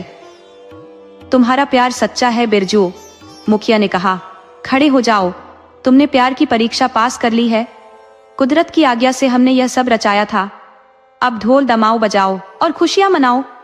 फिर ढोल की थाप पर सभी आत्माएं नाचने लगी। चारों ओर खुशी का माहौल था। थोड़ी देर बाद सबके पैर थम गए। मुखिया ने बिंदु से कहा, तुम्हारी तपस्या रंग लाई है, तुम्हारे बिना तुम्हारे बच्चे बहुत उदास हैं। जाओ अपने बच्चों के पास और अपनी गृहस्थी संभालो। बिंदु ने मुखिया के पैर छुए और उसका आशीर्वाद लिया। मुखिया ने बिंदु का हाथ बिरजू के हाथ में थमा दिया। बिंदु अपने साथी आत्माओं से विदा लेकर बिरजू के साथ चल पड़ी, अपने बच्चों के पास अपनी नई दुनिया को बसाने। उसकी सखियां उसकी सलामती की दुआएं करती रहीं और उसे जाते हुए देखती रहीं। अब बिंदु और बिरजू अपने घर लौट आए थे और सुखी गृहस्थी का आनंद लेने लगे। बिंदु को अपने परिवार में मिले हुए 1 साल बीत चुका था। उसकी गृहस्थी फिर से हंसी खुशी चल रही थी। बिंदु अब गांव वालों से भी मिलने जुलने लगी थी, पर बिरजू के दिल में एक डर बना रहता कि प्रेतों के मुखिया ने बिंदु को क्या चेतावनी दी होगी। वह बिंदु से पूछना चाहता था, लेकिन उसे डर था कि कहीं पूछने का गलत असर न हो जाए, इसीलिए वह चुप रहता। भड़को को छोड़कर बाकी बच्चे गांव के पास वाले स्कूल में पढ़ने जाने लगे थे। भड़को घर के कामों में माँ की मदद करती थी। मवेशियों का चारा, घास, लकड़ी, सबका जिम्मा उसी पर था। बिरजू किसी जरूरी काम से गांव के बाहर गया हुआ था। भड़को की तबीयत ठीक नहीं थी, इसलिए बिंदु ने घर का काम जल्दी जल्दी निपटाया। भड़को को दवा देकर आराम करने को कहा और खुद मवेशियों को चराने के लिए जाने लगी। तभी उसके ससुर बोले, बहू तुम घर में रहो, भड़को की देखभाल करो, बच्चे भी स्कूल से आएंगे, मवेशियों को मैं ले जाऊंगा। बिंदु ने कहा, नहीं बाबा, आपकी तबीयत भी तो ठीक नहीं है, आप आराम करो, मैं ही चली जाऊंगी। बिंदु ने देखा कि भड़को के आराम करने के बाद ही काम करने का मन है। उसने जल्दी से मवेशियों को चराने के लिए गांव की सीमा के जंगल की ओर रुख किया। मवेशी साथ में थे और बिंदु पहाड़ी पर गीत गुनगुनाते हुए घास काटने में मग्न हो गई। जैसे ही उसने घास काटना शुरू किया, उसे एक अजीब सा एहसास हुआ। उसे याद आया कि इससे पहले भी उसने इस स्थान पर कदम रखा था। हालांकि जब से वह इस गांव में आई थी, उसने कभी मवेशियों को चराने का काम नहीं किया था। पेड़ों की छांव में बैठकर उसने सोचा, यह सब क्यों हुआ? वह सोच ही रही थी कि अचानक छोटी नदी के पार से आती हुई महिलाओं की झलक दिखाई दी, जो अपने सिर पर सामान उठाए जा रही थी। उसे उनके पास जाने की तीव्र इच्छा हुई और वह तुरंत उनके पास पहुंच गई। महिलाओं से पूछताछ की कि क्या वे इस गांव की है और क्या यहाँ किसी की शादी है जो इतनी सारी सब्जियां और सामान लेकर जा रही है। महिलाओं ने बताया कि वे पड़ोसी गांव की है और उन्होंने बिंदु को पहले कभी नहीं देखा। उन्हें यह भी बताया कि नीले सूट में जो लड़की है वही दुल्हन है। बिंदु ने देखा कि नीला सूट पहने वाली लड़की और दूसरी महिला की ओर इशारा कर रही थी। महिलाओं ने बिंदु को बताया कि वह लड़की शादी का सामान लेकर जा रही है। बिंदु ने उनकी ओर इशारा करते हुए कहा, देखो, यह महिला नीले सूट वाली है, क्या वह नीलू की तरह दिखती है? महिलाओं ने अपनी पीठ पर से सामान उतारकर नीचे रखा और विश्राम करने लगी। बिंदु की मां ने उसे एकटक देखा और बिंदु को इशारा करते हुए कहा, यह नीलू है, तुम्हारी बहन के गांव की। बिंदु ने अपना नाम और पति का नाम बताया, जिसे सुनते ही नीलू की मां की आंखों में आंसू आ गए। उसे याद आया कि बिंदु उस उम्र की थी जब उसने इस दुनिया को छोड़ा था। नीलू की मां ने बिंदु को मिठाई दी और कहा, ये मिठाई ले लो, शादी की तारीफ क्या है और नीलू की ससुराल किस गांव में है? बिंदु ने पूछा, क्या नीलू की ससुराल पास के गांव में है? नीलू की मां ने बताया कि बिरजू शादी में जरूर आएगा और बिंदु को भी आना चाहिए, क्योंकि ये गांव उनके लिए बहुत महत्वपूर्ण है। नीलू की मां ने कहा कि वह बुखार से पीड़ित बेटी की वजह से यहाँ आई है और उसे घास काटते हुए देखकर बिंदु को पहचान लिया। बिंदु ने कहा, ठीक है, बेटी बीमार है, ध्यान रखो, दिन ढल गया है, तुम्हारे मवेशी भी चले गए होंगे, अगर बिरजू तुम्हें बुलाएगा तो आना। नीलू की मां ने बिंदु को मिठाई देते हुए कहा, बच्चों के लिए यह मिठाई ले जाओ। बिंदु ने उसकी बात मानी और वहां से चल दी। नीलू की मां ने बिंदु को जाते हुए देखा और कहा, मुझे लगता है नीलू में उसकी बहन का अक्स है। नीलू की मां की आंखें आंसुओं से भर गई और उसने कुछ और नहीं कहा। बिंदु अपने मवेशियों के साथ घर लौटी और भड़को को रसोई में देखकर उसे डांटा। भड़को को आराम करने को कहकर बिंदु ने खुद खाना बनाना शुरू किया। मां पहली बार कहीं गई थी तो आशंका हो रही थी कि वह कहां जा सकती है। पशु साथ में नहीं थे, बिंदु अकेली जंगल में थी। एकांतता और अकेलेपन का डर उसके मन में उठ रहा था। उसने चारपाई पर लेटते हुए कई सवाल किए, लेकिन डर की कोई ठोस वजह नहीं दिखी। हाँ, पास के गांव के लोगों का जो हाल था वे भी मिलनसार लगते थे और वे शादी का सामान लेकर जा रहे थे। बिंदु ने बताया कि उसने नीलू नाम की लड़की की शादी की चर्चा सुनी थी, पर वे लोग उसे ऐसे देख रहे थे जैसे वह उन्हें पहले से जानती हो। जब बिंदु ने नीलू की मां से कहा कि वह उसे जानती है और उसे घास काटते हुए कई बार देखा है। तो नीलू की माँ ने बिंदु की बातें सुनकर अपनी आंखों में आंसू भर लिए। बिंदु ने बताया कि उसकी माँ ने मिठाई दी थी और उसे बच्चों के लिए भी मिठाई दी। नीलू की माँ ने कहा कि यदि बिंदु की शादी में भाग लेगी तो बहुत अच्छा होगा, लेकिन अगर नहीं आई तो वह नाराज हो जाएगी। जब बिंदु की बातें सुनी तो उसके पति को चिंता होने लगी कि पुराने समय की बातें न उभर जाएं। उसे डर था कि बिंदु को पुरानी बातें याद आ सकती है और अगर ऐसा हुआ तो मुश्किल हो सकती है। उसने प्रेतों के सरदार का धन्यवाद किया जिन्होंने बिंदु को पुरानी बातें याद न आने की चेतावनी दी थी। बिंदु ने अपने पति से पूछा, तुमने जो बातें सुनी है उनसे मैं यह समझना चाहती हूँ कि क्यों मुझे उस महिला और उसकी बेटी से मिलने पर अजीब सा एहसास हुआ। वे मुझे ऐसे देख रही थी जैसे हम पहले से जान पहचान में हैं। क्या इसका मतलब है कि बिंदु के पिछले जन्म की बातें उभर रही हैं? उसके पति को अब चिंता हो रही थी कि बिंदु के माता पिता, जो उसके पुराने दुश्मन थे, उसके लिए कोई समस्या खड़ी कर सकते हैं। वह सोचने लगा कि अगर नीलू की शादी में बिंदु को बुलाया गया और पुरानी बातें सामने आई तो उनका क्या होगा। उसने कुदरत से प्रार्थना की कि बिंदु की शादी में न बुलाया जाए ताकि कोई समस्या न हो। बिंदु के पिता, जो शादी में बिंदु को बुलाना नहीं चाहते थे, लेकिन ढोल बजाने वालों की कमी के कारण अंततः ब्रह्मो को बुलाना पड़ा। बिंदु का पति मन ही मन परेशान था और सोच रहा था कि नीलू की शादी में जाने से पुराने जख्म न खुल जाएं। बिंदु के पति का दिल यह मान रहा था कि नीलू को दुल्हन के रूप में देखने की इच्छा थी, लेकिन साथ ही वह यह भी चिंतित था कि कहीं पुराने दिनों की यादें न उभर जाएं। उसका दिल जानता था कि बिंदु प्रेत लोक से आई है, लेकिन उसकी चिंता को लेकर वह असमंजस में था। इसके अतिरिक्त उसे अन्य कोई महत्वपूर्ण बात याद नहीं आ रही थी। अगले ही क्षण सोचकर वह डर गया। यदि बिंदु को कोई पुरानी बात याद आ गई तो यही सब सोचकर वह बिंदु को ले जाने से हिचकिचा रहा था। बड़े ने बिंदु से कहा कि वह बहुत उदास नजर आ रहे हैं और जानना चाहा कि वह किस बात से परेशान है। बिंदु ने उत्तर दिया कि नीलू की शादी का निमंत्रण आया है। उसे पता था कि नीलू के पिता उसे बुलाएंगे, फिर उसकी माँ ने भी उसे आमंत्रित किया है, लेकिन उसे समझ में नहीं आया कि उसे ऐसा सपना क्यों आया जिसमें वह पेड़ पर चढ़ी थी और अचानक देखा कि उसे किसी ने मार दिया। बिंदु ने सपना देखकर अपनी चिंता प्रकट की कि वह क्यों ऐसा सपना देख रही है और उसने अपनी गिरावट और यातनाओं के बारे में बताया। सपने की बात सुनकर ब्राह्मण और भी चिंतित हो गया। उसे याद आया कि पिछले जन्म में भी बिंदु पेड़ से गिरी थी और मर गई थी। वह बिंदु से भी मिल चुकी थी। उसके पिता का गुस्सा और भी बढ़ गया था। ब्राह्मण ने बिंदु को सपना झूठा कहकर उसे दूसरी बातें करने के लिए कहा, यह कहकर कि सपने कभी सच नहीं होते।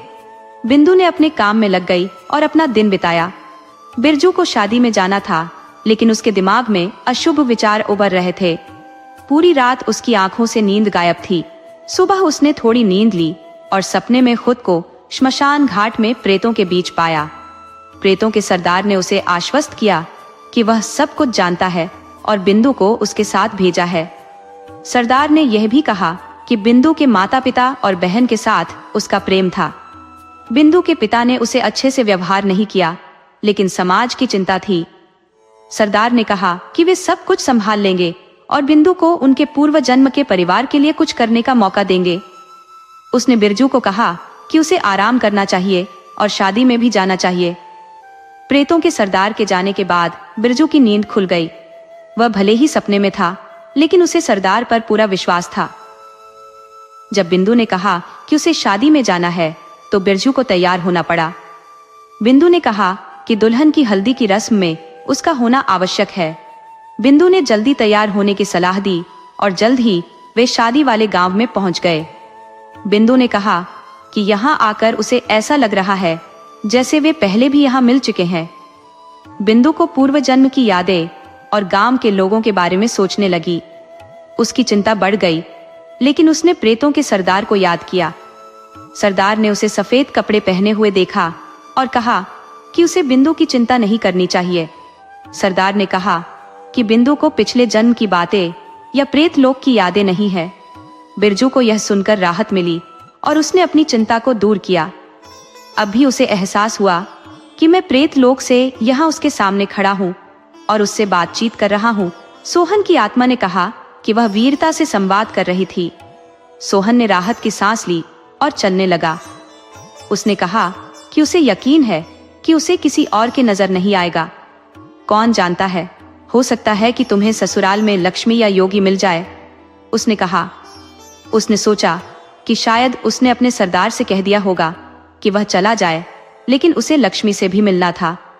सोहन ने कहा कि बिंदु उसे बहुत याद करती है और अगर लक्ष्मी नहीं आई तो उदास मत हो, सब समझता हूं। जब वह उसे मवेशी चराने ले जाता था तो बिंदु के घर वालों की नाराजगी की बात होती थी।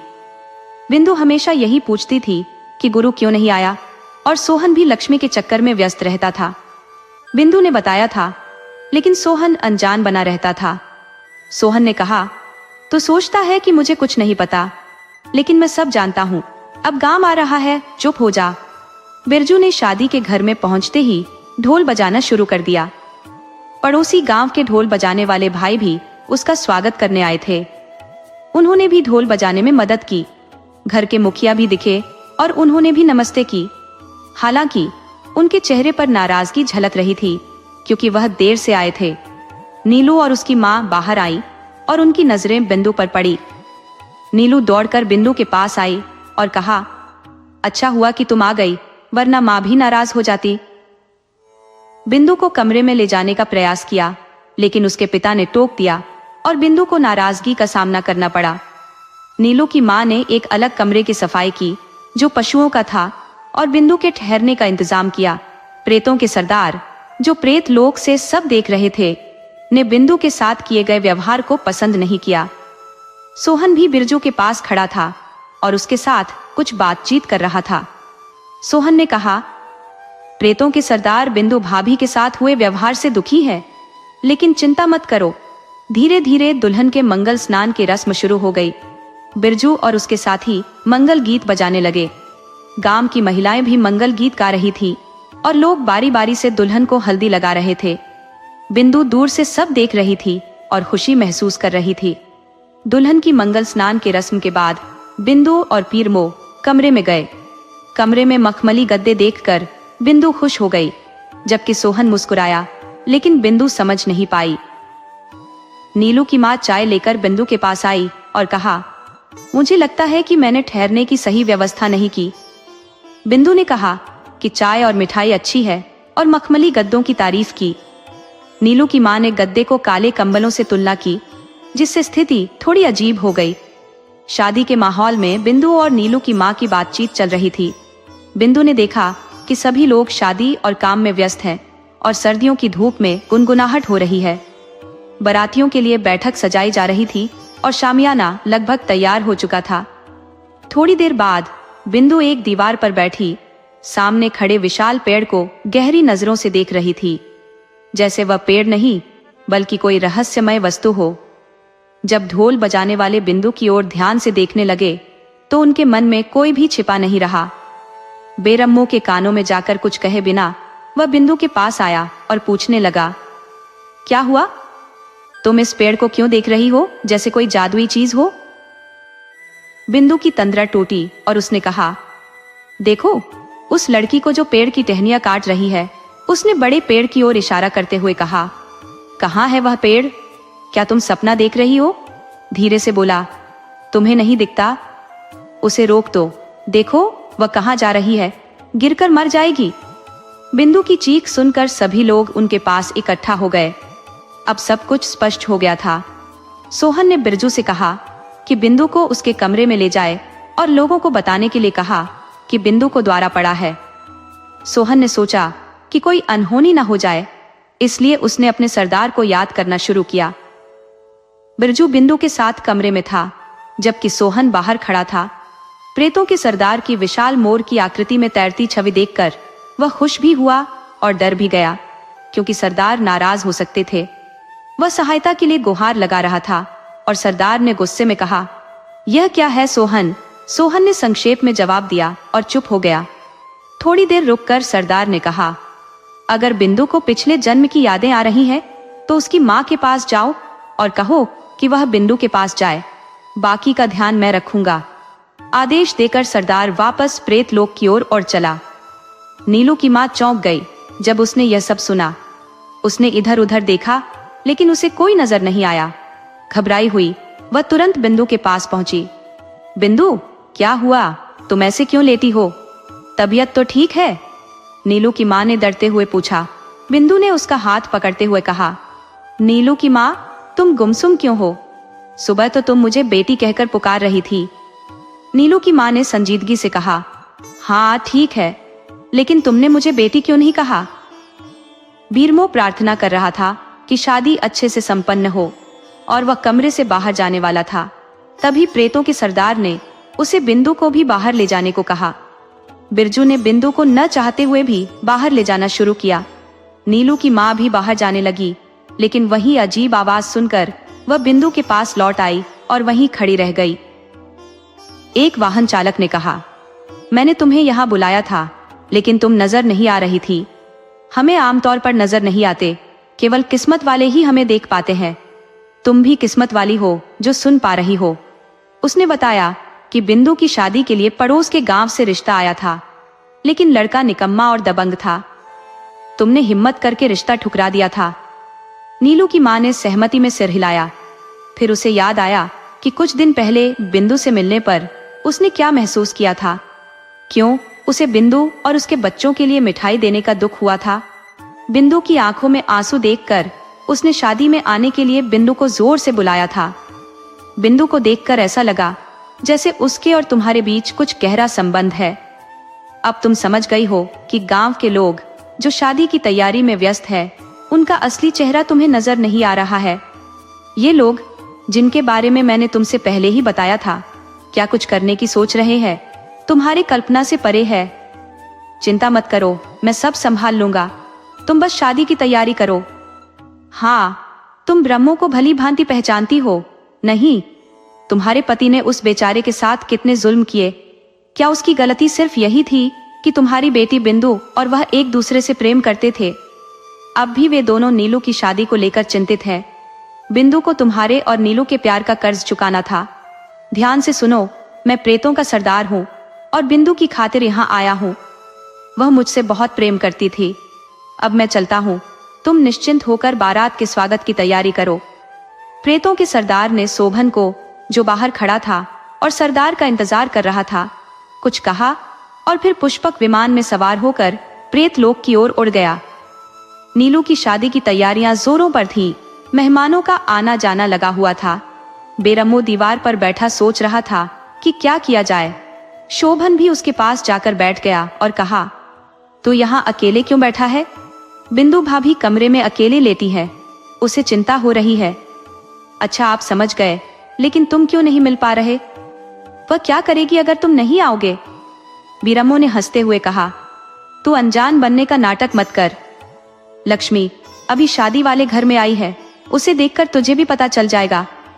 लक्ष्मी नीलू की माँ के गले मिली। नीलू की माँ ने पूछा, तुम तो एक हफ्ते पहले आने को कह रही थी, लेकिन शादी वाले दिन आ रही हो? लक्ष्मी ने जवाब दिया, मन तो जल्दी आने का था, लेकिन अकेली महिला के साथ क्या होता है। कोर्ट की तारीख थी और बच्चों के काम भी थे। अब मैंने प्रबंध कर लिया है, एक हफ्ते तक यहीं रहूंगी। शादी के बाद फुर्सत में बैठेंगे। बीरमो ने कहा, बिंदु से मिलने में कोई दिक्कत नहीं होनी चाहिए, लेकिन क्या वह सच में इतनी उदास है? सच बताऊं, मैंने सोचा था उसे देखकर संतोष कर लूंगा। अकेले मिलने का कोई चांस नहीं है। सरदार से मिलना जरूरी है, उसके लिए मन्नत करनी पड़ेगी। नीलू की माँ से पूछते हुए कहा, क्या कोर्ट की सुनवाई के दौरान लक्ष्मी के साथ कुछ हुआ था? मुझे पता है, तुम्हारी मदद से कितना अच्छा होता। लक्ष्मी के पति एक साहसी और नेक इंसान थे। गांव में दबंगों के खिलाफ उन्होंने लड़ाई लड़ी। एक दिन वे कोर्ट के काम से घर नहीं लौटे। खोजबीन करने पर उनका शव मिला। शरीर पर गहरे घाव थे। सभी को पता था कि किसने किया, लेकिन रसूख के चलते कोई कुछ नहीं बोला। लक्ष्मी ने हिम्मत नहीं हारी। कोर्ट में जाकर बदमाशों के खिलाफ केस लड़ा। उसने जेल में 10 साल बिताए और फिर गांव के लोगों के बदले लिए। अब क्या बताऊं, बताने के लिए बहुत कुछ है, पूरा दिन भी कम पड़ेगा। शोभन का चेहरा गुस्से में लाल हो गया, जिससे बिरजू उसे देख नहीं पाया। शोभन ने कहा, तुम्हें सब कुछ पता होता है, फिर क्यों तुम्हें लक्ष्मी की स्थिति का पता नहीं चला? तुमने उसकी मदद भी नहीं की। मैं उस दिन कुछ करने वाला था, लेकिन तुम जल्दी में थे। ये सब कुछ वैसे नहीं है जैसे तुम सोचते हो। आत्माओं की मदद बंदी से नहीं होती। हम आत्माएं किसी की निजी जिंदगी में दखल नहीं दे सकती जब तक कि वे खुद हमें न बुलाएं। अच्छाई और बुराई की पहचान तो हमें कर्मों के अनुसार करनी पड़ती है। स्वर्ग और नर्क में भी प्राणियों को उनके कर्मों के आधार पर भेजा जाता है। कुदरत, जो ब्रह्मा जी की प्रतिनिधि है, को भी भ्रमण करवाना होता है। जब तुम शमशान घाट में मिले थे, तब तुमने बिंदु भाभी का हाथ मांगा था। क्या सरदार ने कुछ कहा था? मैं लक्ष्मी से बात करने की प्रार्थना करूंगा। तुम्हें लक्ष्मी के दुखों की जानकारी हो गई है। देखो, लक्ष्मी के कान में बात डाल दो, क्योंकि अगर मैं सीधे बात करूंगा तो वह डर जाएगी। शोभन चुप हो गया और लक्ष्मी माँ के पास जाकर बैठ गई। दोनों ने एक दूसरे से हालचाल पूछे और बिंदु के बारे में चर्चा की। लक्ष्मी ने बिंदु की खासियतों को देखकर कहा, अगर बिंदु जिंदा होती तो वह तुमसे ही मिलती। कुदरत को मंजूर नहीं था। ये नाम बिंदु है। अगर वह इस दुनिया में होती तो ऐसा ही दिखती। बिंदु, जो सब सुन रही थी, मुस्कुराने लगी। शोभन ने बिरजू के कान में कहा, बिरम्मू, लक्ष्मी से मेरा जिक्र करना, ताकि वह पुराने दिनों की यादों को जिंदा कर सके। तभी वह हमारे लिए कुछ कर पाएगी। हमारे सरदार ने भी मुझे लक्ष्मी से शरीर से बात करने की अनुमति दी है। लक्ष्मी को पुराने दिनों की याद जरूर आती होगी। शायद बिंदु को याद करके शोभन भी याद आता होगा। लक्ष्मी को अपनी पुरानी बातें याद आने लगी। प्रेतों के सरदार भी यही चाहते थे। लक्ष्मी ने कहा, मुझे लगता है कि मैंने तुम्हें पहले देखा है। कुछ याद आ सकता है, फिर सब बताऊंगी। तभी पंडाल की ओर से शोर सुनाई देने लगा। बिरजू और शोभन की आत्मा पंडाल की ओर दौड़ पड़ी। घर वाले रो रहे थे। बिंदु भी वहां पहुंच गई। नीलू और चाची के पास लक्ष्मी भी बैठी थी। चाची ने कहा, उस भाई ने अच्छा नहीं किया। लक्ष्मी के बारे में जो बोल रहा था, वह ठेकेदार है जो कुछ दिन पहले जेल से बाहर आया है। उसने मुझे दुश्मन समझा और मेरे रास्ते में रुकावट डालने की कोशिश की। लक्ष्मी ने सब कुछ बता दिया और कहा, ये लोग शादी में अड़चन डालने पर तुले हुए हैं। सब ठीक नहीं लग रहा। घर वालों और रिश्तेदारों को चिंता में डूबे देखकर शोभन ने कहा, तूने नीलू की माँ की मदद की, अच्छा किया। लक्ष्मी को बता दिया कि ये लोग नुकसान पहुंचाने की कोशिश कर रहे हैं। लक्ष्मी ने अपनी बात पूरी की। शोभन ने सोचा कि आज वह अकेले ही सब निपटा लेगा। ठेकेदार का भी इंतजार करना था। बिरजू और उसके साथियों ने ढोल बजाना शुरू कर दिया। पहले डरे सहमे लोग अब हरकत में आ गए। बिंदु, जो ढोल की आवाज सुनकर आई थी, अचानक अंधेरे में खो गई और जमीन पर गिर पड़ी। बिंदु को देखकर सब घबरा गए। बिंदु ने खुद को संभाला और तेजी से पंडाल की ओर बढ़ी। वहां सफेद चमकदार कपड़ों में कई लोग दिखे।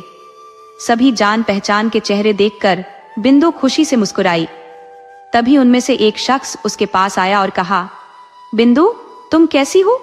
सरदार ने कहा है कि चिंतित मत हो, जो भी करना है सही तरीके से करेंगे। तुम्हें डरने की कोई बात नहीं है।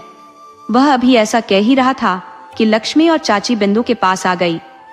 चाची ने पूछा, तुम किससे बात कर रही हो? या तो कोई और नहीं है? चाची की आवाज बिंदु के कानों में पड़ी और ऐसा लगा जैसे वह गहरी नींद से जागी हो। बिंदु ने उत्तर दिया, चाची, मुझे नहीं पता मैं किससे बात कर रही थी। चाची ने सोचा कि शायद बिंदु झगड़े से डरी हुई है, इसीलिए बड़बड़ा रही होगी। वे लोग अब कमरे में आ गए, जहां गांव के लोग और रिश्तेदार शादी की तैयारियों में जुट गए थे। बिंदु ने पापा की चोटों के बारे में चिंता जताई और कहा, चिंता मत करो, सब ठीक हो जाएगा। नीलू की शादी भी धूमधाम से होगी। पापा ने बिंदु को देखा और उनकी आंखों में आंसू आ गए। उन्हें अपनी बेटी बिंदु की याद आ गई। उन्होंने बस इतना कहा, भ्रम तो कुछ और ही था। क्या किसी ने तुम्हें मारा? अब बिंदु नीलू के कमरे में पहुंच गई और उसे तैयार करने लगी। गांव से 1 मील दूर, जहां बारातियों को पगडंडी से होकर गांव पहुंचना था, वहां चाय और नाश्ते का इंतजाम किया गया। गांव के 4-5 लड़के सम्मान के साथ वहां रवाना कर दिए गए। बिरजू और शोभन की आत्मा भी उनके साथ चल पड़ी। बारात निश्चित स्थान पर पहुंच गई। वे चाय और नाश्ता कर ही रहे थे कि अचानक भगदड़ मच गई। बाराती इधर उधर भागने लगे। वही आदमी जिसने सुबह गुंडागर्दी की थी, अपने साथियों और ठेकेदार के आदमी के साथ बारातियों को दौड़ा दौड़ा कर पीट रहा था। दूल्हे पर भी हमला करने की कोशिश की गई, लेकिन दुल्हन ने अपना बचाव किया। तभी शोभन ने दूल्हे पर हमला करने वालों पर एक जोरदार लात मारी, जिससे वह 5 फुट दूर गिर पड़ा। यह एक संकेत था और सारी आत्माएं जो शोभन के इसी हमले का इंतजार कर रही थी, उन सभी बदमाशों पर टूट पड़ी और उन्हें दौड़ा दौड़ा कर पीटने लगी। शोभन ने कहा, वह दुष्ट ठेकेदार है जिसने लक्ष्मी को धमकाया था। ठेकेदार की ओर इशारा करते हुए शोभन ने कहा, बस इतना ही बोलना था, और फिर ठेकेदार पर टूट पड़ा। सारे गुंडे अपनी जान बचाने के लिए इधर उधर भागने लगे। पहाड़ी के ऊपर गहरी खाई और बहती उफनती नदी के बीच बारातियों को कुछ चोटें आई, लेकिन सब ठीक था। बाराती आश्चर्यचकित थे कि गांव के लोग कितने साहसी हैं। उन्होंने गांव के आदमी से पूछा, जो चाय नाश्ता करा रहा था। आदमी ने जवाब दिया, हमारे गांव के 4-5 ही लोग हैं, वे लोग आपकी बारात में शामिल होंगे। गांव वालों को पूरी घटना का पता लग चुका था। रात का समय आ चुका था और गांव वालों ने बारातियों का जोरदार स्वागत किया। बारातियों को यह सोच में डाल दिया कि कौन लोग थे जिन्होंने समय पर आकर अनहोनी से बचाया। शादी की रस्में शुरू हो गई। बेरमो को बुलाया गया। नीलू के पापा ने उसे अपने पास बुलाया और कहा, बेरमो, मुझे माफ कर दो, मैंने हमेशा तुम्हारे साथ बुरा व्यवहार किया। पापा ने बिंदु को देखा और उनकी आंखों में आंसू आ गए। मुझे लगता है कि तुम लोग ही हमें बचाने आए हो। अगर तुम लोग नहीं आते तो हमें क्या होता? बिंदु ने कहा, हमारे लिए तो आना ही था। रात को नाच गाने का कार्यक्रम चल रहा था। शोभन ने लक्ष्मी से कहा, लक्ष्मी, बाहर आओ, मुझे तुमसे कुछ जरूरी बात करनी है। लक्ष्मी ने शोभन की आवाज सुनकर चौंक गई। वर्षों पुरानी शोभन की आवाज उसे याद आ गई और वह बाहर आ गई। शोभन ने कहा, मैं तुम्हें दिखना नहीं चाहता, लेकिन मैं तुम्हारे बारे में सुनकर बहुत दुखी हुआ। अच्छा लगा कि तुमने दुष्ट ठेकेदार को सबक सिखाया। चिंता मत करो, तुम्हें ज्यादा कुछ याद नहीं रहेगा। जब भी तुम्हें कोई मुश्किल हो, बिंदु तुम्हारी सहेली है। लक्ष्मी ने शोभन को याद करते हुए वहां से चली गई। रात को विदाई की रस्में पूरी हो गई। नीलू सभी के गले मिलकर विदा हो रही थी। बिंदु को गले लगाकर कहा, तू मेरी दीदी है, इसलिए विदाई का समय भी बहुत खास है। बिंदु और बिरजू ने अपने गांव की ओर प्रस्थान किया। बिरजू ने शोभन से कहा, शोभन, प्रेतों के सरदार को हमारी मदद के लिए धन्यवाद कह दो। लक्ष्मी एक अकेली औरत है, उसे भी ध्यान रखना। पास के गांवों में खबर फैल चुकी थी और लोग शातिर बदमाशों को उनके कर्मों की सजा देने वालों की तारीफ कर रहे थे। 2 दिन बाद ठेकेदार और बदमाशों की लाशें नदी में तैरती हुई मिली। ये खबर पूरे इलाके में फैल गई और खुशी की लहर दौड़ गई। बिंदु और बिरजू को विदा करने की रस्में पूरी हो गई। बिंदु को बेटी की तरह विदा किया गया, जैसे सगी बेटी को किया जाता है। चाचा और चाची ने बिंदु को गले लगाकर विदा किया। बिंदु और बिरजू अपने गांव की ओर चल पड़े और शोभन भी लक्ष्मी के साथ चल पड़ा। अब वे अपने गांव की सरहद पर पहुंच चुके थे। दोस्तों, ये कहानी काल्पनिक है और इसका किसी भी वास्तविक घटना से कोई संबंध नहीं है। यदि आपको हमारी कहानी पसंद आई हो तो कृपया हमारे चैनल को लाइक करें, सब्सक्राइब करें और शेयर करें।